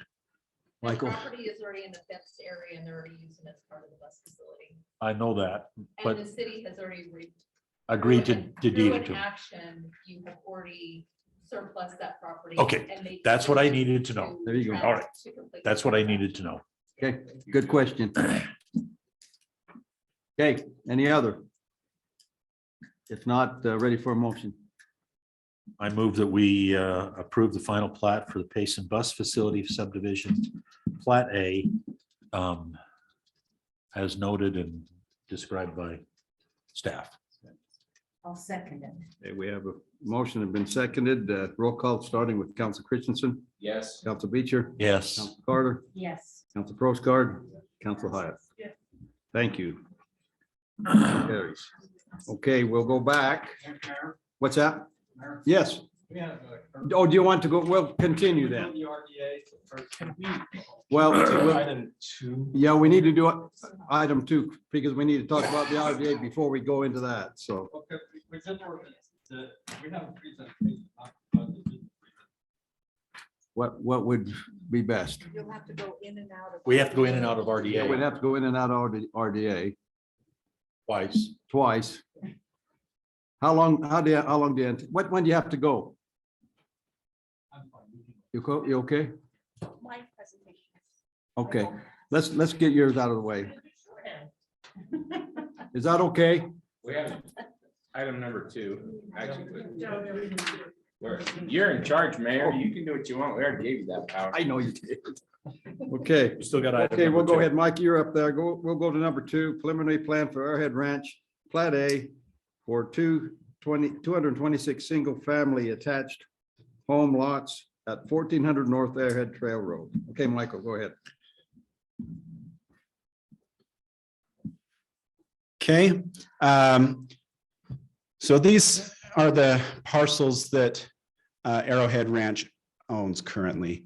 Plat A, I'll show you where that is, but it's going to be approximately in this kind of triangular portion of this parcel here. A few bullet points there. They're proposing 226 attached single-family homes, so like duplexes and the like. Plat B, which is just to the east, right about here, is already been approved and it's final, and they're working through processes with that to start construction and the like. What goes on there? Sorry, what? I know we approved it, but what are they building in Plat B? So it is a combination of single-family homes and attached duplex style homes. Okay. And then there'll be some other phases that follow. I'll show you a phase map so you can see that. This is part of the DAE annexation from 2008. And with that, there was a certain number of housing units that were entitled with that annexation. And so Arrowhead is requesting a portion of some of those entitled to part of their property. And then just they have various amenities that we can show you. And then they're just seeking tonight the preliminary plan approval. And after that, they'll work through to final and we'll bring that back to you. So this is what the phase map looks like. Plat A is here. This is what's being requested tonight. There's Plat B, which has already been approved. And as you can see, the densest development is here in Plat A, and then it gets lighter and lighter, and you can see the lots get bigger as it goes eastward and southward. So this is the plat map, just to give you a general idea. In the center, there are private drives. We'll talk about those a little bit more in a minute. And then around the periphery are the attached units with their own driveways onto the public streets. This is a kind of an artist rendition of what it will look like for the landscaping and the parking. They exceed the parking. You can see down here, 132% of the required parking spaces are being provided. And that includes garages for the individuals, as well as you can see along the road, there's parking here, there's parking down here, here, over here, a little bit up there. So they exceed the amount of parking that is required by our code. Each unit that's on the periphery here on the public roads has a total of 4 parking stalls, including 2 driveway stalls and 2 garage stalls. The individual ones in the private areas here have very large garages that we'll show you that in a moment. And then any of their guest parking would have to go potentially on the periphery there. So this is just to show you a little bit about what the private drives look like. You can see that the drive width is 26 feet, but the applicant has also provided a 3-foot apron on either side. So it's a total of 32 feet of a drive aisle there, with 3 feet on either side being private to the individuals that they can put their garbage cans out for collection, things like that. But providing that that wider drive aisle than the minimum that's required. So this is a artist drawing you can see of the private drives, and you can see this is like a garbage collection truck here. This is the drive aisle. You can see this little area that's got the red along it and the gray. That's the apron, and then these are the garages in those units. I want to say those garages are 600 square feet, maybe more. Is that correct? So in that range, I mean, a very big garage. The idea for that is they can put their garbage cans and such inside the garage here and still have plenty of room for 2 vehicles to park and some storage, whatnot. So the whole intent here is to have this convenience for the homeowners and not to have a garbage dumpster collection system, but have an actual garbage right next to their home. There's no parking on the road, right? Not on the private drives. The other areas, like I showed you around the periphery, there is parking, but it's off the road, but it's accessed from the road. It's perpendicular parking access there. Here's the amenities that they've got. You can see here, there's some pickleball courts they're proposing. There's a pool. They've got some shade structures, a playground. They also have, I don't think I have it here, but let me check. They have some entrance features that they really want to show to kind of welcome people into the community and show what it looks like. And it's going to be kind of an attractive entrance feature that they're trying to do with that. So with that being said, staff is recommending positive approval or an approval for the preliminary plan, with the caveats that they continue to work with staff through final on any red lines or any concerns that arise. So any questions? I do. Yep, I do. First of all, I thought we were not putting our city garbage trucks down private roads anymore. Help me out. Yeah. I thought we were saying, nope, we're not doing that. So we had to make a garbage down at Arrowhead place to put their cans. That's my first concern. If we put our garbage trucks down a private drive, then that means we're gonna have to plow the snow to get the garbage trucks in there. Am I wrong? I don't have any knowledge on that. Does Robert, help me anyone out. else? So this is what the applicant is proposing, to allow them to have garbage trucks that go individually to the homes down there. It's the applicant's responsibility, the HOA's responsibility to maintain those private drives. But that's at the discretion of the city council. That's a discussion that needs to be had. That's a discussion. So I guess my Which question way? is does that mean that they're contracted with us through the HOA to remove those garbage cans, or would they privately? They could do it privately. That's kind of where I just want to make sure up front that it's not Payson City we're not. going in there with our garbage trucks. On the private roads. On the Doesn't big mean that road, we I don't have a can't. I problem mean, with. it's, what is a public road width? Is it? What's the problem if? The public road asphalt's about What's the 35 problem right if now. We do let them go in. Right, if 32. if it's not plowed, we can't go in. It's the Right. HOA's responsibility to plow it. Okay. If it's not But- plowed, they can't go in. But my number one is in the summertime and every time. We don't want garbage trucks on private drives. Well, my concern is at 26 feet, by the time the truck's there, even if the garbage can is off to the side, it's got to pick and lift, and you got to get it far enough away that we don't want to be responsible for hitting houses. My And to be truck able to is- still get around it, my all of truck it. is 25 and a half feet long. Yeah. So, I mean, that's, So somewhere somewhere in the notes I read a couple days ago that we're still waiting to determine the road width sizes. Is that correct? Yes, so with the recent Senate bill that was passed, Senate Bill 406, it allows for developers to actually request the reduced width of the road. And so that being said, the public roads can be a maximum up to 32. The private drives unaffected. That's correct. So recently the legislature passed 406, right? House Bill 406, which is wide in breadth and will take a while to digest. And I'm just going to give you fair warning right now that there's going to be a lot of changes that we will be bringing to the council because of the recent legislation that has passed.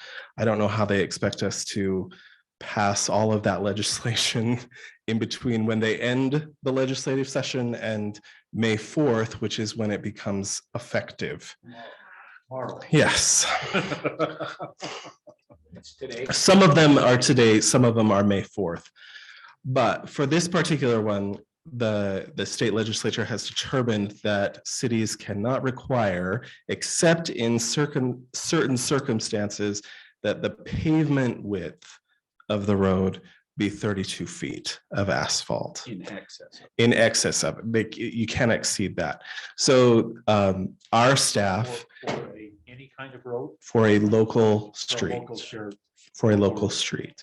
So our staff has worked very diligently to understand how we can fit our specific infrastructure into that area. And Travis, we've basically come up with that. So we can accommodate our infrastructure requirements within that width of road. And so the applicants are within their right to ask for that. And we've worked through that part of it. Let me address the garbage trucks on private roads. I wasn't here for a lot of that discussion. I've been here since then, and we've had a lot of that part of discussion and things like that. Really, if that's a concern of the city council, this is the time to explain that. And the applicant is here to understand that and see if there's a way to address it. I'm not over the garbage department or anything like that. The applicant has shown how it's possible to provide that service. But if the city council is uncomfortable with that, then I think that's something important for the applicant to note and to see if there's a different solution that could come back. Okay. Based on case of, had we not had some of these projects already built and had our garbage picker-uppers, our sanitation people say, everything looks good on paper. You know what? You showed us a beautiful garage that you can get 2 cars in, but guess what? Come garbage day, there's cars parked on those private drives all the time. And the garbage truck ends up doing this, trying to get to where he needs to pick up garbage. And when we don't pick up garbage, guess who the first person is the phone call comes from? Right. The homeowner saying, you didn't pick up my garbage today. Well, we didn't pick it up because of this. Well, we're still the bad guy. Right. So I'm trying to minimize being the bad guy. The other concern is safety with cars parked on those private drives. So the cars can't be parked on the private drives. They can't be, but they are. Well, right. Can and shouldn't are 2 different things. Right. But then it becomes the responsibility of the HOA to police those private drives. I'm not arguing one way or the other. This is just how it's set up and would be policed. Like we wouldn't have that responsibility, but there's reality and we should discuss that. We've had problems with this, can you tell? Sorry. Well, no, that's just my concern with the garbage. I wonder if we moved it all to one side, that would help the situation, kind of a thing. I don't know. And then you're back to just it's on paper, but to go up one way, turn around and come back, if we hit at peak hours, when everybody's trying to take their elementary school kids out or the high school kids are trying to leave, those roads, that truck is going to take up that 26 feet. And I know this is a small part of the problem, but otherwise, I mean, we can't stop you from doing the 26-foot private drive, but we did at one point in time try that. We said no more private drives because of these problems that we were having, but so we just need to come up with a solution. for that. And normally that would be the case. Normally you would not be seeing a project that has private drives considered. This, we talked to our city attorney, and this particular project, because of previous entitlements and things like that, was grandfathered in to have private drives. And that occurred in 2008. Is that right? Make sure that never happens I will to the never- next council again. As a council member, I will never tie the hands of a council in the future for that. So for in 2008, when does that expire without any construction or without any? It doesn't. This is part of a development, or excuse me, an annexation agreement that was binding. So I have a question. So on the ones that have the garages, do they have a driveway too? No. The interior ones do not. So they The just got- exterior ones do. They've got what, 3 feet? They come in, so they have to park in their garage. Correct. Yeah. So no offense to you guys, we begrudgingly will work our way through this, but we do have, it's a kind of a burr under our saddle with that 2008 agreement, but we'll do our best to help. Yes. If you would just come on up, just come on up to the podium. Thank you. Thank you. I'm the developer. Appreciate the opportunity. Ross Holiday with Arrowhead Ranch. It's 2018. I think there was just a typo. It said 2008. It's 2018 was the date of the annexation agreement, is my understanding. I'd like to assuage some of the concerns and maybe just share kind of the logic and what we tried to create here and how we think that we have been able to receive those concerns from staff. We've talked to, we've had some DRC meetings.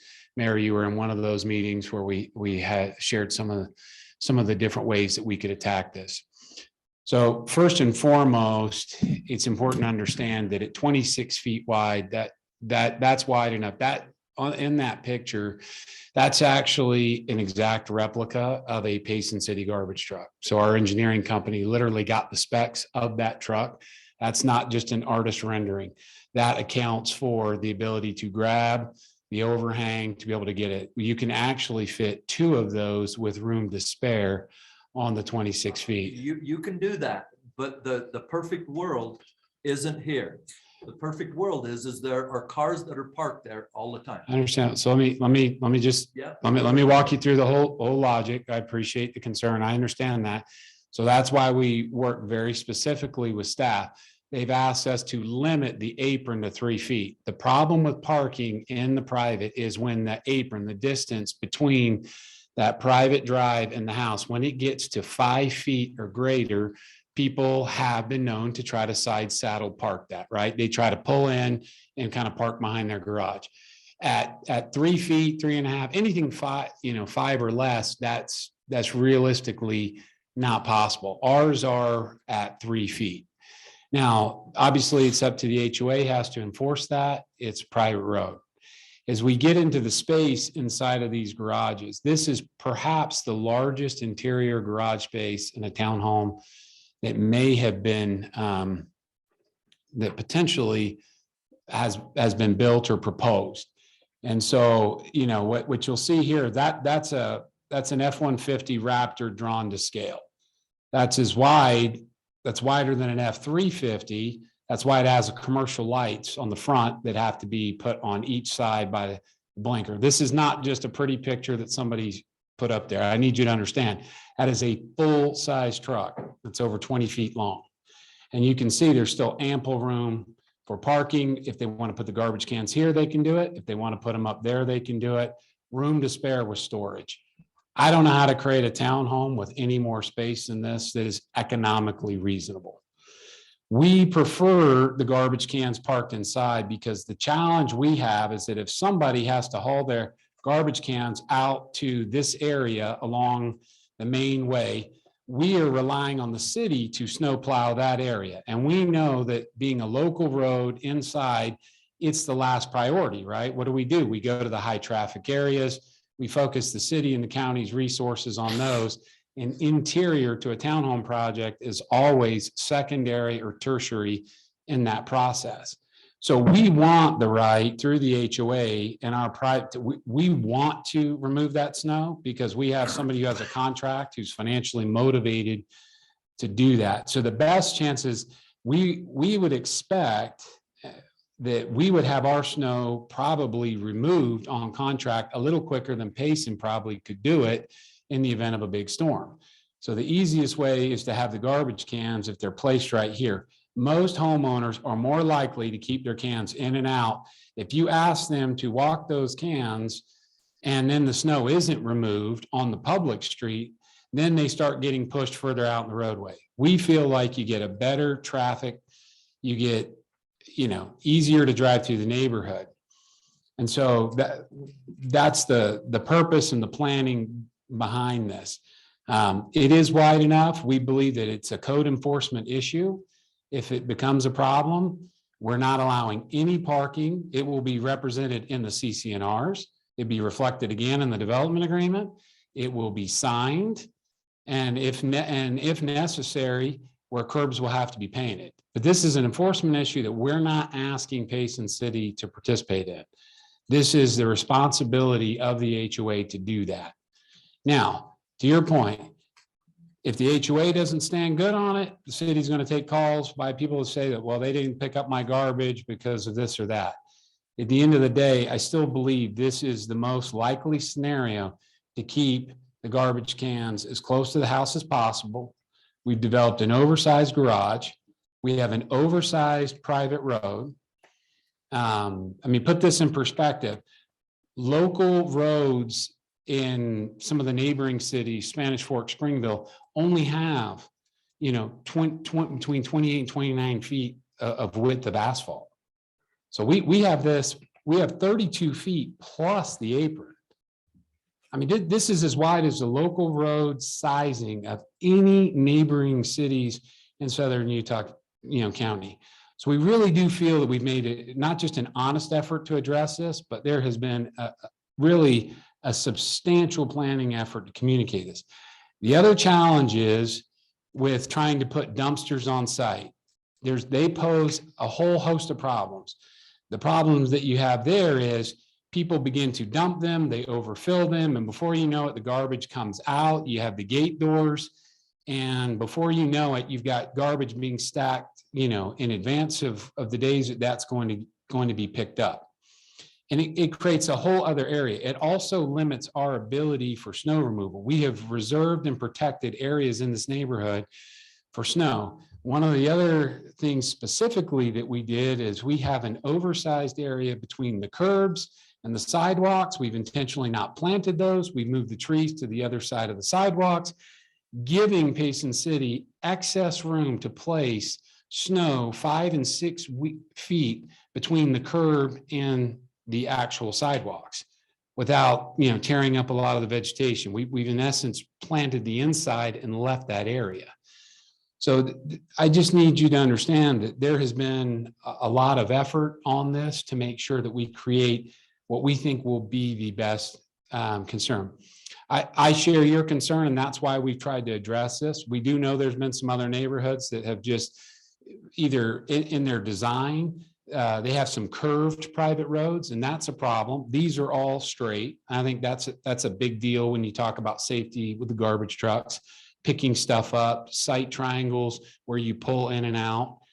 And so we've tried to assuage all these concerns and really get it down to where the issue is just keep the snow out of the private road through a private company, and ultimately, and most importantly, take the code enforcement responsibility off of Payson City. And that's what we've done. Some of those other neighborhoods, I know that you guys have had to share part of that responsibility.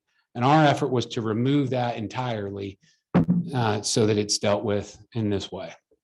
So I'm open to questions, concerns, and make sure that we understand if there's any additional concerns. My concern still is just that. You heard us a little earlier this evening with a code enforcement issue on a single family home that's conducting a business up there that's detrimental to the whole neighborhood. Is the HOA going to be able to move any faster than the city's going to be able to move faster through the courts to keep people from parking or doing? Well, our due process is different, right? It is faster because we have the ability to not only levy fines and to be able to do those things.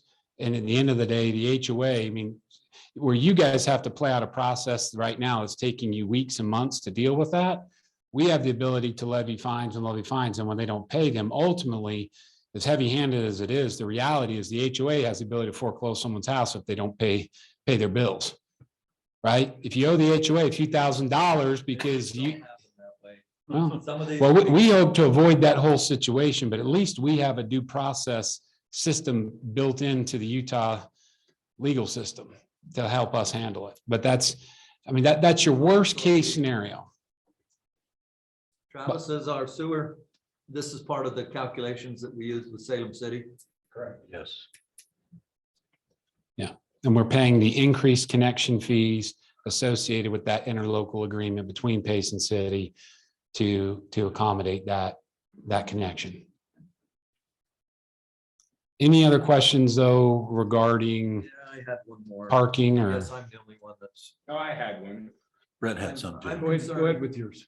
You got 226 single family homes. You've got 2 pickleball courts. You've got a playground that's, I don't know the dimensions of it.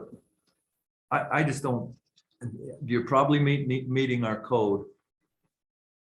We've talked about these big projects having a dog park.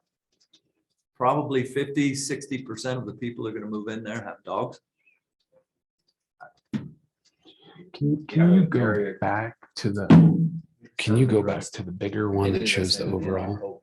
Are they privately owned or is it Privately owned, yes. their individual tax ID numbers for every single unit? Yeah, these are individually owned, individual tax bill. That was the only question I had on that one. So And what- then, well, the trail system, Yeah, we have a trail system that obviously has some interconnectivity out here on Arrowhead Trail. Trail system actually has the ability to come in here through the neighborhood. There is a bridge that will go over the historic Bear Creek Channel.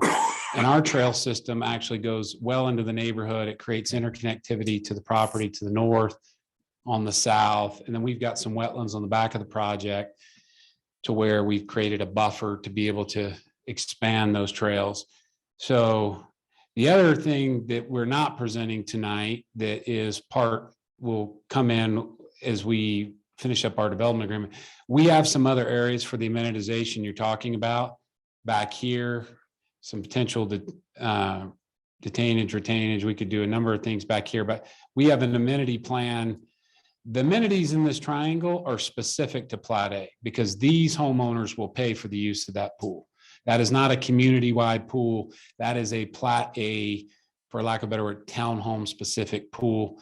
We have additional amenities that have the ability to be programmed into the back of the community that are for the entire neighborhood. But those plats are not here tonight. Inside of a pending development agreement and with some of the conversations we've had with city attorney, we do have additional amenitization in these areas over here that is yet to be programmed. We're in process of designing that to be able to reflect the need for these homeowners. Potentially, you could include a dog park in that. Yeah, we want it close to this area because it's the most dense. And second, we want it accessible to others who have the ability to, walk through that trail and those connection points to be able to come down and use it. So My last question, is there an HOA that encompasses the whole project, Plat A, B, C, D? Or is there a single HOA for Plat A? there will be a master association for all of it. And that will be, generally speaking, a low cost. The biggest reason for that is there's a line right here. If you see this line, Plats A, B, and C, gravity flow. And so the areas back here will have a lift station. And so we have to, because we would have an HOA regardless, because we're also bringing high-speed internet into the community. And so in order to do that and have that infrastructure, we're choosing to do that through the HOA to keep the cost down. You use your utopia. 'Cause we're- That's the plan. Okay. Yeah, we want to use, yeah, it's there. It's actually out in Arrowhead Trail. We've got the connection. Payson City obviously is a big sponsor of that. It just makes sense that that is the plan. So there will be a lift station back here. And so in the master association, now this is what we call benefited assessment area. It's slightly different than calling it a sub-association. A lot of people have gone away from that. They're calling them benefited assessment area. And that is what will be here in Plat A. But there's other amenities that will affect everything, and some that we showed you tonight are the ones on this triangle that are only specific to Plat A. So there's only gonna be 226 for the whole area? No, so there's 570 units in total for the entire community. That included that part that's been excluded now. So there's been 100 units that were approved in Plat B. So, You have 226 here in Plat A. so are you talking the McDougal property? Yeah. Yes, But that, they were the all- annexation agreement includes that, but that's a total of, I think it's 980 total housing units, including the McDougal property. And how many acres is it? Ours is 126 acres. And how much is McDougal? 23.62. I'm not sure. Yeah, it's right there, the 23. She just can't see it because she's on the wrong side of the table. So how much altogether? As far as housing units? Yeah. Like I said, I think it's 960 or 980, somewhere in that range. For For the DA. all of Arrowhead Ranch and McDougal. And that's in the 2018 annexation agreement that was approved. I'm sorry. I think you were thinking, let me make you feel good about your thinking for a second. There's also inside of that annexation agreement, a very specific allocation of densities and placements through a bubble map and some in the specific plan. So it was allocated in that way so that you've got the right balance and the right spreads and the ability for access and utilities and everything else.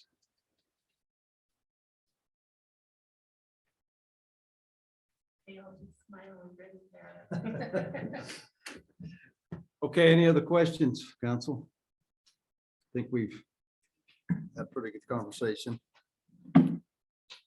So if we're, I think we're ready for a motion, if there's a motion to be made.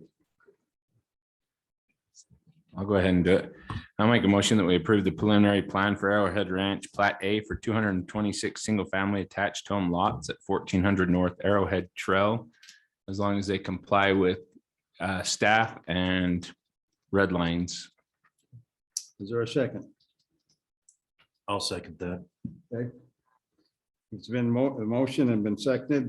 We'll start with Council Hyatt. Council Proscard, No. Council Carter, Yes. Council Beecher, Yes. Council Christensen. Yes. Motion carries. Thank you. Okay. Kathy?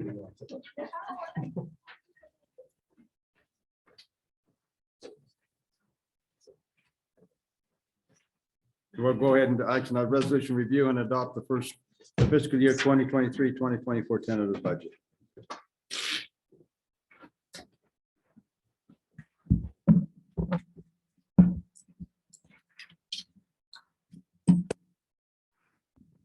I'll try and move through this pretty fast here. As you know, a tentative budget is a statutory budget, meaning we just have to adopt it. And then we have until the final adopted budget to make any changes we want. So oops. It's not wanting to move.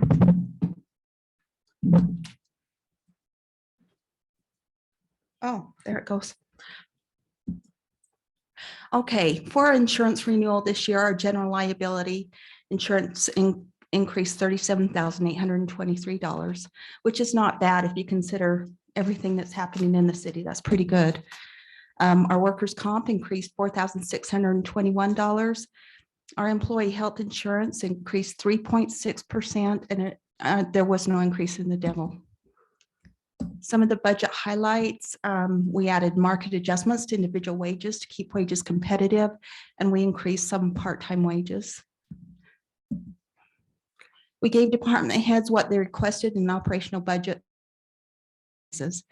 And I put a qualifier on there because the two things that kind of got us in almost every budget was natural gas and gasoline. So we made adjustments so that we could kind of meet at least projections and hopefully help the departments a little bit. We worked to distribute capital projects and equipment amongst departments.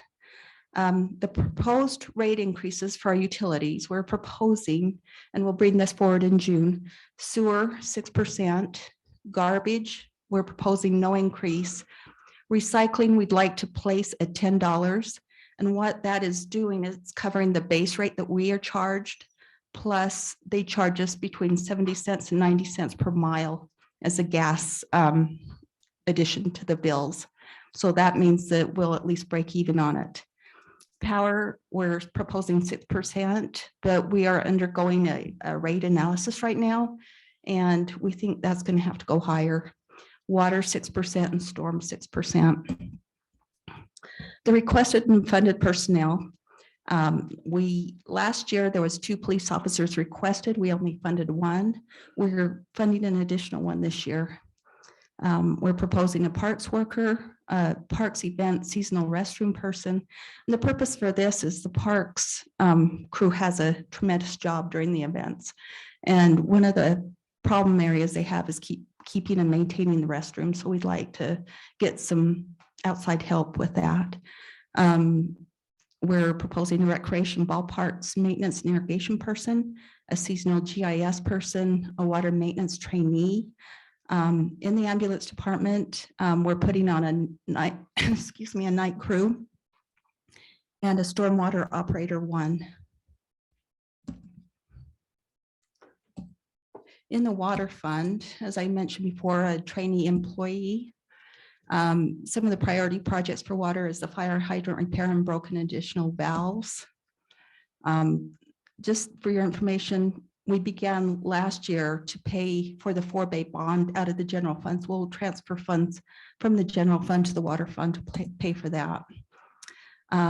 So they have payment for the CUP infrastructure improvements, and I think this is the 3rd out of 4 years, if I'm correct.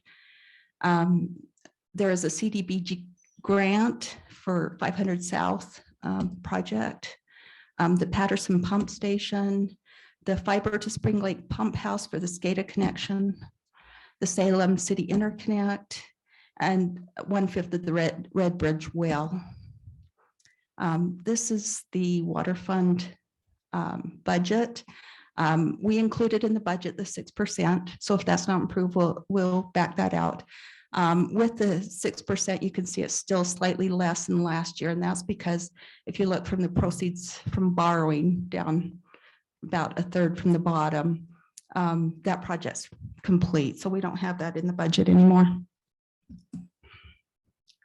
And this is just the offset for the water fund. Impact fees. We're using more impact fees this year to offset some of the projects and more improvement projects.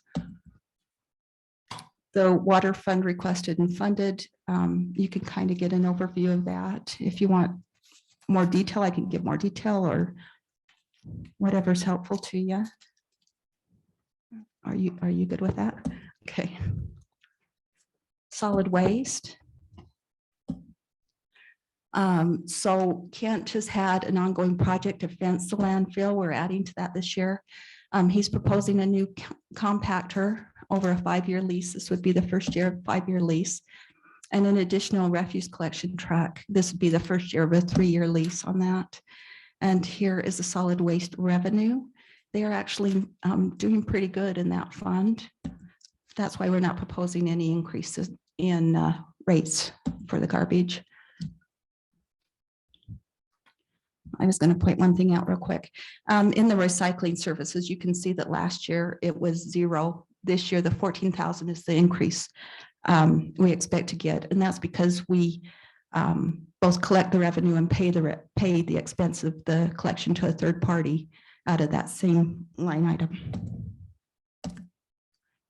Again, here's the trash compactor and the garbage truck. If I'm going too fast, just stop me, or if you want more comments. The electric power highlights, a line truck is in there is a carryover from 2023. We're doing a rate study on the electric. We've had significant increases in cost for purchase power. The large capital project scheduled, but not yet funded. The transmission line, the SUVPS participation in bonding, and the power plant, which is the new generators. And here is the electric power plant. This includes a 6%, but it's going to require increased rates because you can see we are budgeting a use of fund reserves, but until we raise rates, we kind of don't have that much in fund reserves. On this line item, if you look at operational expenses, last year we budgeted 9.7 million in operational expenses. That includes purchase power. This year, it's going to be over $13 million. Impact fees for power.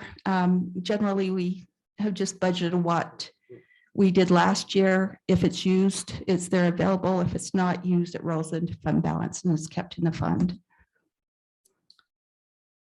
Electric funded and requested. You can kind of see the projects that we have tentatively approved if you approve them. The sewer plant. The 2019 sewer revenue bond will be retired this year, which is good because we have a lot of other bonds. The CUP Spanish Fork San Quinn line is 15,000. And again, this is the third of the 4-year project.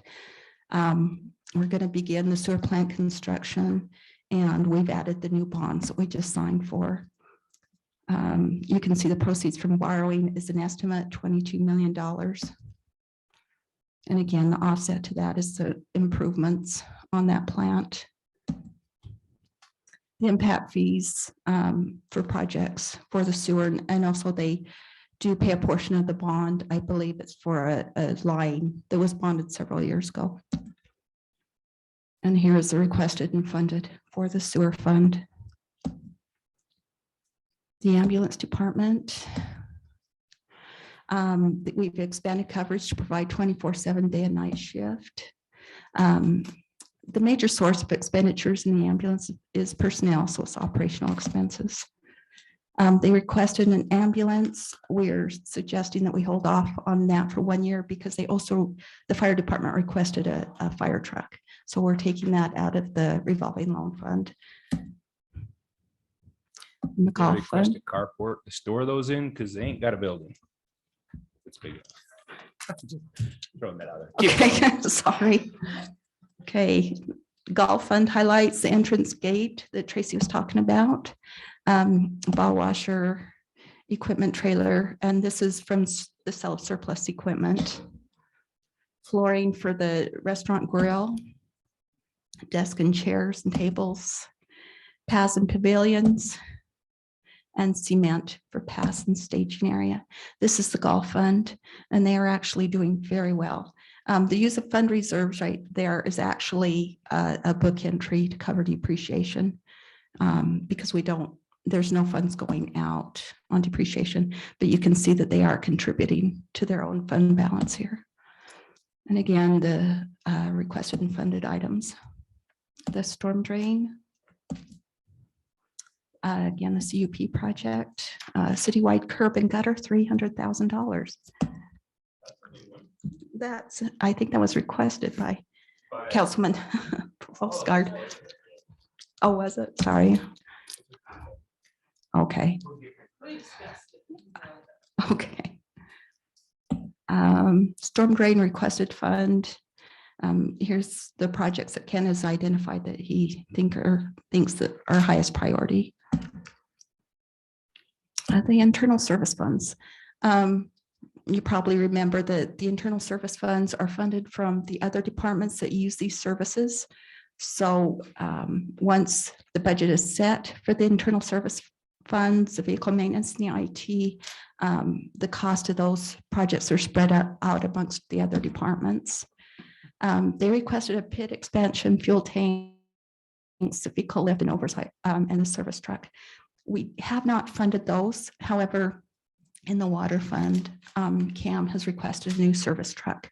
So Anthony thinks he can use the service truck that Cam will not be using. We also gave him a new truck. They don't have any transportation, so they're getting a new truck through the revolving loan fund. And here's the revolving loan fund. You can see that it's funded from payback on loans and a little bit of interest. And here are the vehicles.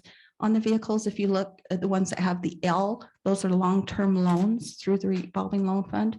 Those that are funded that do not have the L in front of them, those are for the quick purchase of vehicles. So the purchase and the sale of the old vehicle will be in the same year. More and more, there's a bigger difference. We're not recouping quite as much money. The difference will be paid by the department requesting the equipment. The park tax fund, we don't quite have that settled. We'll bring that back to you with the final budget.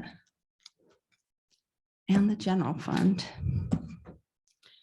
Again, just as a reminder, we're allowed to keep in the general fund 35% of revenue for our fund balance. The balance is transferred over to the capital fund to either be reallocated or however we need to use it. We're proposing keeping the CTR steady, the same as we have the last 3 years.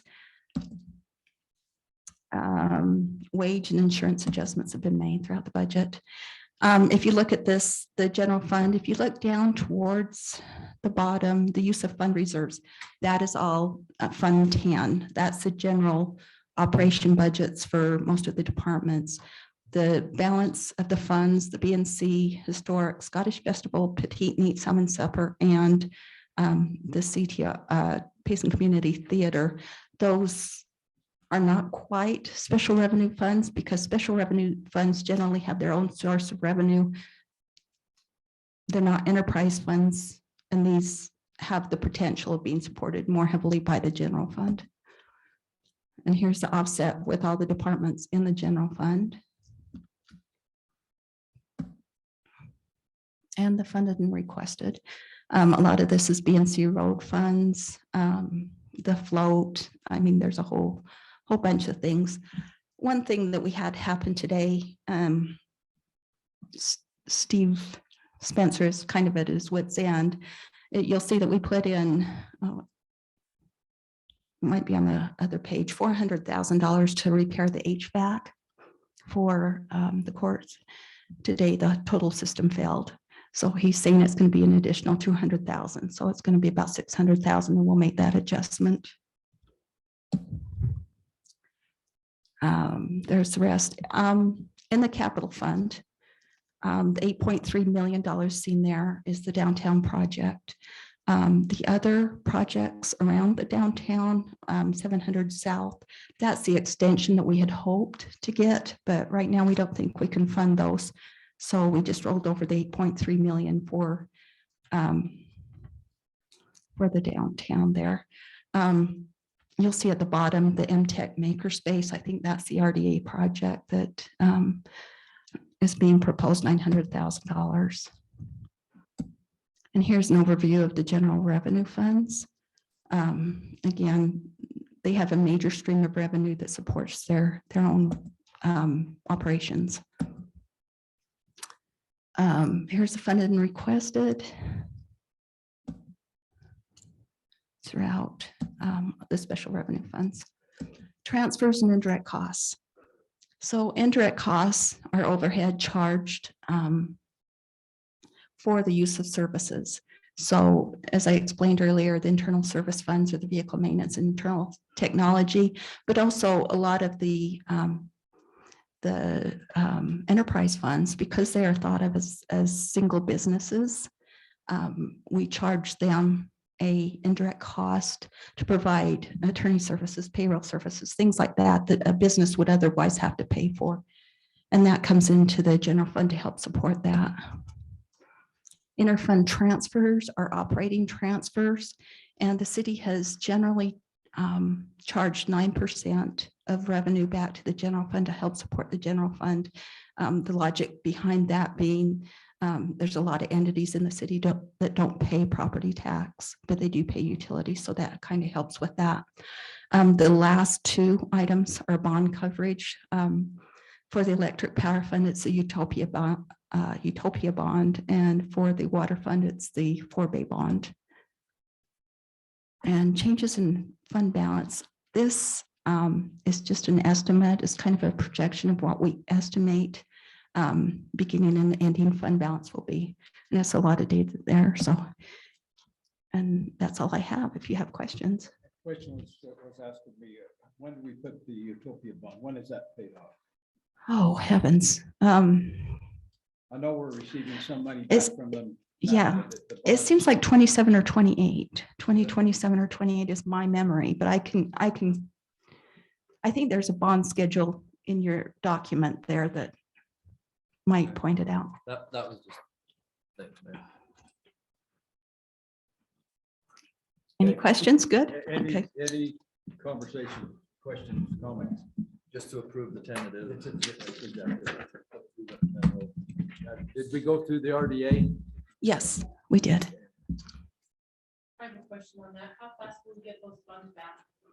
The Utopia bond, No, the RDA. the RDA. How fast will we get it back? So the fund. As it develops, that's where we get the money from, I think, is it not? Yeah.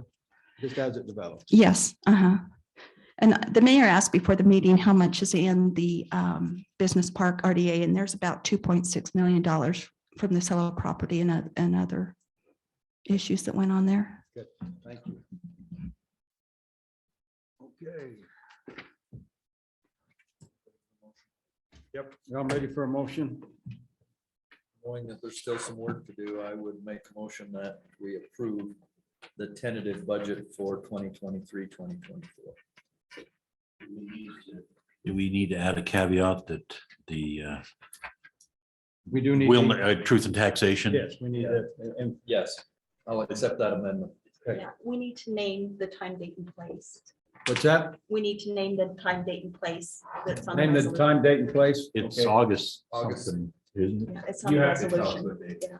it? We don't know which date it is. Okay, the one in August. It's August 2nd. It is. August 2nd, Good on you, Ken. 6 PM, city I council accept that meeting. amendment. Okay, he accepts that amendment. Is there a second? I'll second his amendment. Did we do good, Kim? We're okay? She can fix anything. Yeah, she can. Okay, you know the intent anyhow, so. Okay, have a motion been seconded. Who was the second? Brett, Brett did. Why did you back out? I butted didn't back in. out. I made the amendment. You made the amendment. I made the amendment to what you did, so. Okay. Okay, roll call vote starting with Council Christensen, Yes. Council Beecher, Yes. Council Carter, Yes. Council Prosgaard, Yes. Council Hyatt. Okay, motion carries. Thank you. Okay, I will accept a motion to go to adjourn to redevelopment agency. So moved. Seconded. Okay. Roll call vote starting with Council Hyatt, Oh, yes. Council Prosgaard. Yeah. Okay. I thought we already had. No. Yes. Council Beecher. Yes. Council Christensen. Yes. Okay, we are now directors. Brian. Oh, that's a conductor.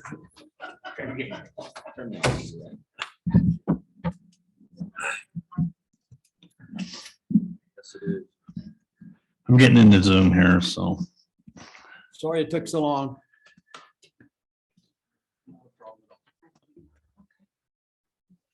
It's not 10 o'clock yet, so you're all right.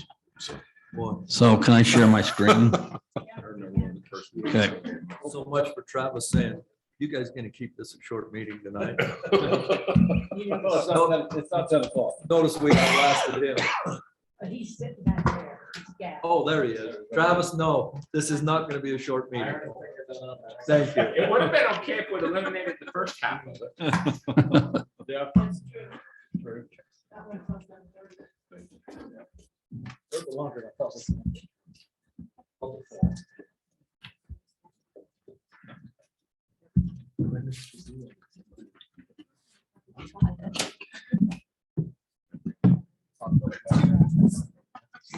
Okay, well, I'll go quick through this. So we have Kirk Michaelis here from MTech. And just so you know that the tentative groundbreaking for MTech is September 1st. So that's the tentative groundbreaking. So we've talked about in our Economic Development Committee for quite some time about having a business resource center and an innovation center in Payson. And it goes along with our branding, Home to Adventure. We have Home to Adventure. We talk about business, education, our people, and the outdoor recreation. And so this goes along with that. So if you go through the philosophy of businesses for Resource and Innovation Center, you can go back to, and this comes out of a book, Small Town Economic Development. Talks about in a community, you have to differentiate yourself from other communities. It's important for elected officials to bring the same commitment, enthusiasm for existing businesses as trying to get new businesses. Research indicates the great majority of all the new jobs in the local community are produced by small local businesses already in the community. An example of that is in Littleton, Colorado. They decided to focus on nurturing small businesses and entrepreneurs, and their growth in the job base went from 15,000 to 30,000, and their tax base went from 6 million to 21 million. So if you look at again, this is out of the same book, but it says it's just about a lot of the cities are changing their priorities to supporting the local businesses and growing the local businesses. And it says local officials can help create that environment. And some of the ways to do that is having a small business development center, entrepreneurship training, market information, networking opportunities, marketing assistance, business incubators, and financing opportunities. So all this would come within the Business Innovation Center. So MTech had this is the outline of the building, and you've seen this before. They had that where that arrow is. That's one spot that they didn't fill up to 2 stories, about 2,700 square feet. And the reason they didn't do that is because they ran out of money. And so as I was talking to MTech, and one time we thought we were going to have Wilson Elementary fairly soon, and we'd be able to have lots of space to have a business and innovation center, and that's been pushed down the road a little bit. So as I talked to MTech, said they're working on having a maker space in their building. So we talked about this business and innovation center, and they say we'd really like to build this out. We could work with Payson. We can make this happen. So this is kind of the planning that we can come for that 2,700 square feet. Is that right up here is some phone booths. And so if somebody's in the community just needs a little place to get away, plug in the computer, have privacy, talk on the phone or something like that, or they even have traffic. A lot of these business innovation centers in like Vernal and Roosevelt and places like that, they have these little phone booths, and people traveling will stop in and use those or rent those.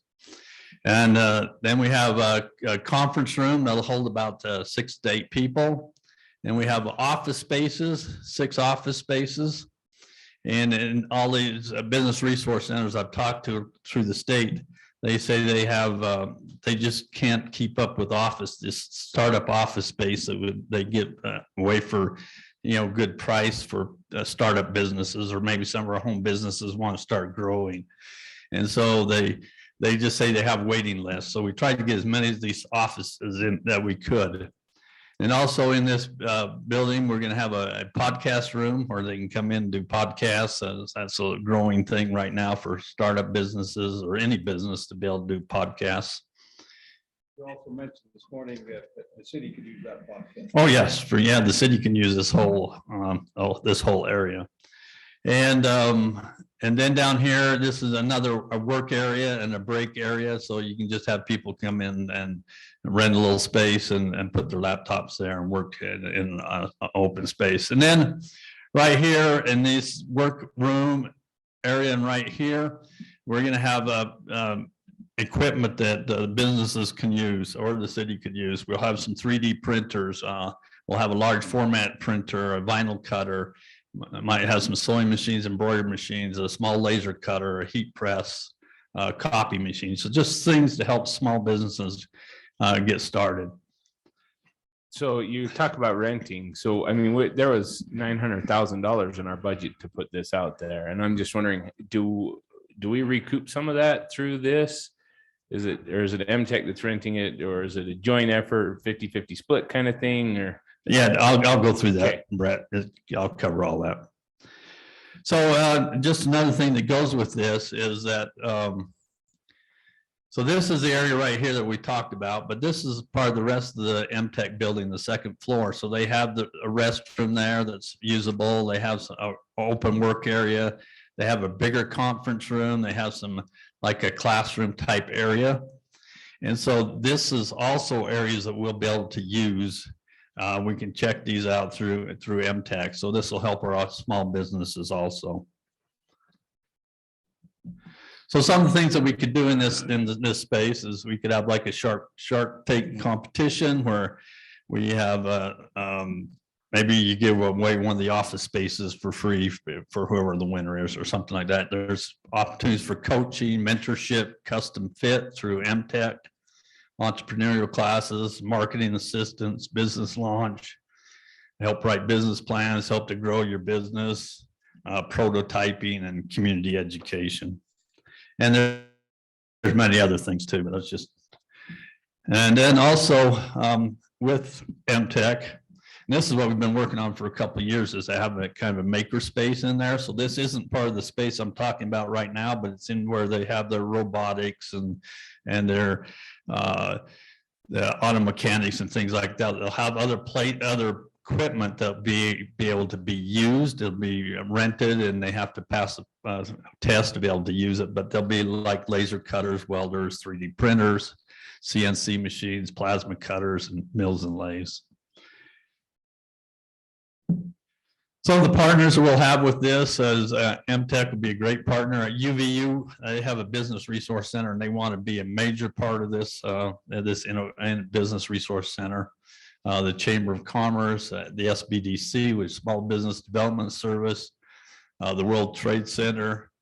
Talked to Utah County about being part of this. The ones I haven't talked to are MAG and Workforce Services. Central Bank has an entrepreneurial thing, and I talked to them years ago, and they said they want to be involved. Governor's Office of Economic Opportunity, Dominion Energies expressed some interest in this. BYU and SBA. So the ones by question marks I haven't really talked to and developed anything. So this kind of goes to what you're asking about, Brett, is so to build this out, it's going to cost $1.5 million. MTech has said that they've put in $600,000 of this.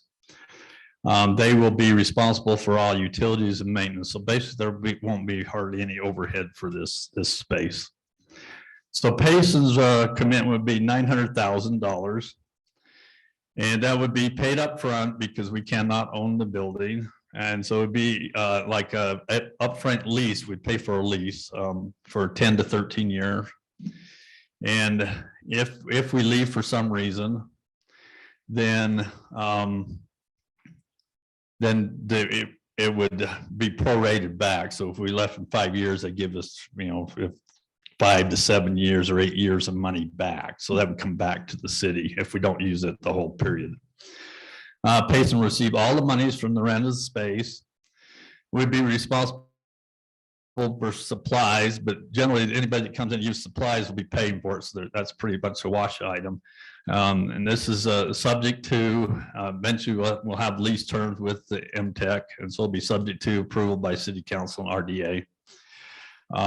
We'd some way probably need to try to work at getting a halftime employee, because UVU has promised to give us a halftime employee. That's how much they want to be involved with it. And also we'd have, besides doing this, we'll also have use of the makerspace, the open workroom, the classrooms. We'll have a lot more space available to us than just the 2,700 square feet. UVU's involvement, I don't know if Peter J's, is he online? He said he might be online. Okay. So anyway, he's promised half-time employee. He has some employees that work for the SBDC and the World Trade Center, and they would come down here like weekly and be able to work with our businesses. He provides software and technical support and processing and contracts.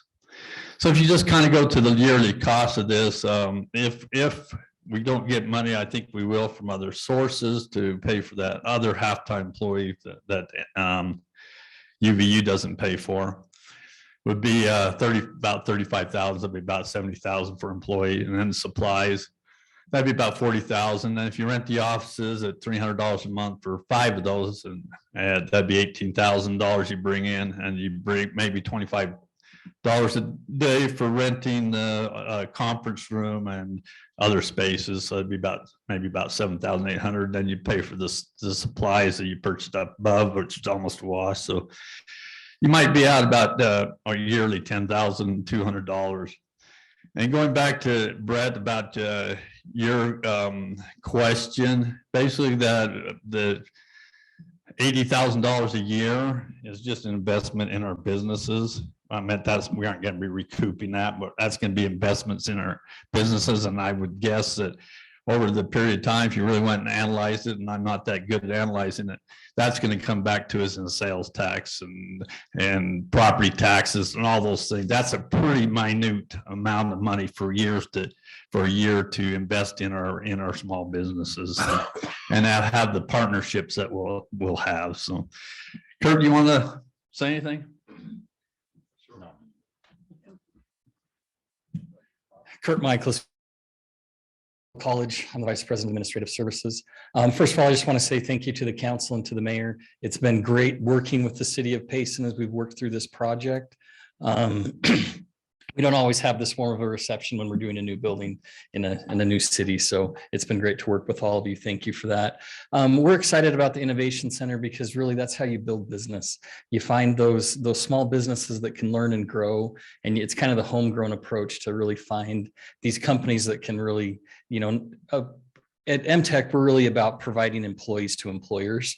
And finding those small employers that can grow up locally keeps those students for us here, as well as those businesses in your community. So we're excited about this, as you can see, with our contribution of $600,000 to this space. We're excited to see it happen. So hopefully this is something that you're all interested in getting behind. So I'm happy to answer any questions. Don't really have a formal presentation other than what Brian put together. One question that was asked to me is, it's a lease agreement for 10 to 13 years. Is that something that could be increased, or is that a drop dead amount of years? That's fully negotiable. That's just what we came up with our first draft. If there's something that we want to look at and do differently, we were just thinking about a general market rate for leasing that space, making it a prepaid lease to have the funds to build out the space up front. But yeah, that's all fully negotiable. And appropriate release as if we needed to get out of it for whatever unknown reason. Right. Yeah, we're happy to have that release because no, not necessarily. I mean, it could continue for years to come. That just gives, it gives you the out if it doesn't work out for whatever reason. Yeah, we are. Yeah, we're noisy. Might be cheaper to move our city offices in there. I'm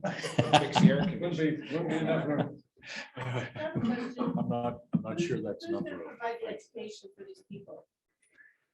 I mean, I know what they've done at UVU. I personally went over there and I couldn't get help. I mean, I really couldn't. I went over there for 3 solid months and they would say, okay, do this. I would go home and I would do it. And there was never anyone there to help me push my business forward. So right now I'm totally against this because I pushed and pushed and pushed. I couldn't get people to call me back. And there was never anybody there when I would go in that I needed some help with contracts and things like that. There was nobody there. And I don't know if any of you guys have done it, but I personally did that. So I have a problem with this because it failed for me. And I feel that I did everything I possibly could. I would go over there and, oh, I forgot about your appointment. And they wouldn't even be there. And I'm driving to Orem. So who is going to teach these businesses how to do this? And plus another thing, I'm looking at what you're gonna give to people. A lot of these people have home businesses that are doing that. So they've had to save their money, invest in these 3D printers, these CDC machines, all these different things. I mean, I think it's great if we were 100,000 people. We're 26,000. This is my opinion because I've seen it. I have tried to send people over there to UVU. They've had the same experience as I have. They're just like, how do I make my business better? They said they could help us and it never helped because they had too many people that they were trying to help. So this is my assumption, and I know you shouldn't assume some stuff, but they didn't have enough people to take care of all the people that were going in there. So that's what I'm asking you is, who is going to educate all these people that we see coming into this place? No, that's a great question. And the intent would be for the Small Business Development Center, that half-time employee, making it a full-time person between the different resources. That person would be in that space, on an 8 to 5, 9 to 5 cadence so that they would be there to help those people. That's the theory we have behind it. Obviously, there's some other details to work out to make that happen. Because I've heard some of those reports and I know they've been working on making that better. But that's our plan at this point. Well, I would think you would have to have a person with so many talents to do that. I mean, some of that stuff in there, I've actually, my son does 3D printing, okay? My daughter does the CDC or whatever it is, the cutting out of stuff. CNC. The CNC, okay? I've got my own coffee store, but you need your accounting, you need your business contracts, you need somebody that knows how to write proposals. You need somebody that can help you get your business name out there through, the podcast would be great or something like that. One person is not going to know how to do all that. I'm just being real here, okay? So I don't see one person to handle all of that. So I have a question for you. Was it SCORE that you worked with at? I went right through Win. Win was the one that kept setting up my appointments. Okay, so, because I know that there's been problems with SCORE, which is an SBA thing and. Okay. Well, the way I look at it, even if it's not 100%, it's still going to help our businesses. We're going to have people come down and lecture. This person that's going to be working there will be trained in how to start a business and things like that. Maybe it's not going to be perfect, but we're going to have control over this. Is going to be our space. It's not going to be UVU space. It's not going to be somebody else's space. It's not going to be MTech space. It's going to be our space. So we can run it the way that we want to run it. And if we have problems with them, we need to take care of it and make sure it's working, that it's helping our businesses. Well, I think it's a great idea. Matter of fact, I'm 100% investing in education, and this is a great start. I hear what Teresa's saying, and we're looking at this. I think we're looking at it too chimpsy, in the sense that we're depending on UVU to give us a half-time employee. Is that going to be a student that they send over, or, in other words, it's just funding probably for the same person. Yeah, it's funding. It's not. Funding. It's not a student. Yeah, it's Okay. it's a full. It's be an employee. I echo. We need to hit this thing head on with somebody that is a multitasker. Right. And I think we've got a place to start. We've got a place to we all know where the problems lie. We've got a year's time in building this thing out or plus to have those problems resolved. I've always been one that'll say, if we can educate our kids here at home, they're going to stay at home. I think you said the key word there too, Brian, it's ours. And Yep. if we say a problem, we can fix it. I'm with the mayor. If we could negotiate a little longer term. I mean, it'll take us a couple of years to get this thing kind of off the ground, but if you guys were amenable to that, I'm willing to give it a try. Yeah, like I mentioned before, we're open to that. Absolutely. So yeah, we're gonna work through all the details. The details are having to come back to the city council, the RDA. And the money is coming from I forgot to mention this, it's actually coming from the RDA, which is money that was used for the business park, came from the business park. So this is going to go back to helping businesses in Payson. So it's a good use of the RDA money. And some of that RDA money came from sales of property to help MTech get built. So We still have a good balance. and we have we still have a great balance too. So I think it'll take a while to realize that part of it, which I'm willing to do, but I'm still all in favor of, even if we filled 2 or 3 businesses in the business park as a result of this, the investment was well worth it.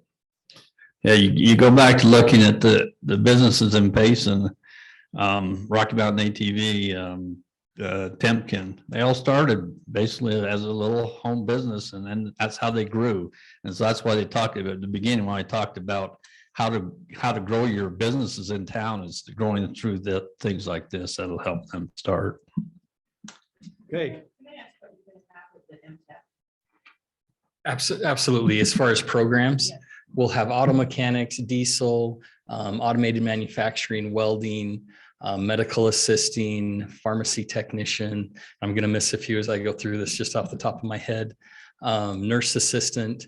And so we'll have the full breadth of our programs. We'll have some IT offerings there as well. And so our intent is to have a full-blown campus and bring as many programs as we can fit into that building. So. Because I know that mechanics and welders in HVAC, I can't remember what the fourth one is what people are not going into, and they're becoming like, it's needed. It's just talking kids into doing that. Yeah, and that's something that we've had a lot more success of in the past few years. There is a trend from students not wanting to take on those student loans for a 4-year university.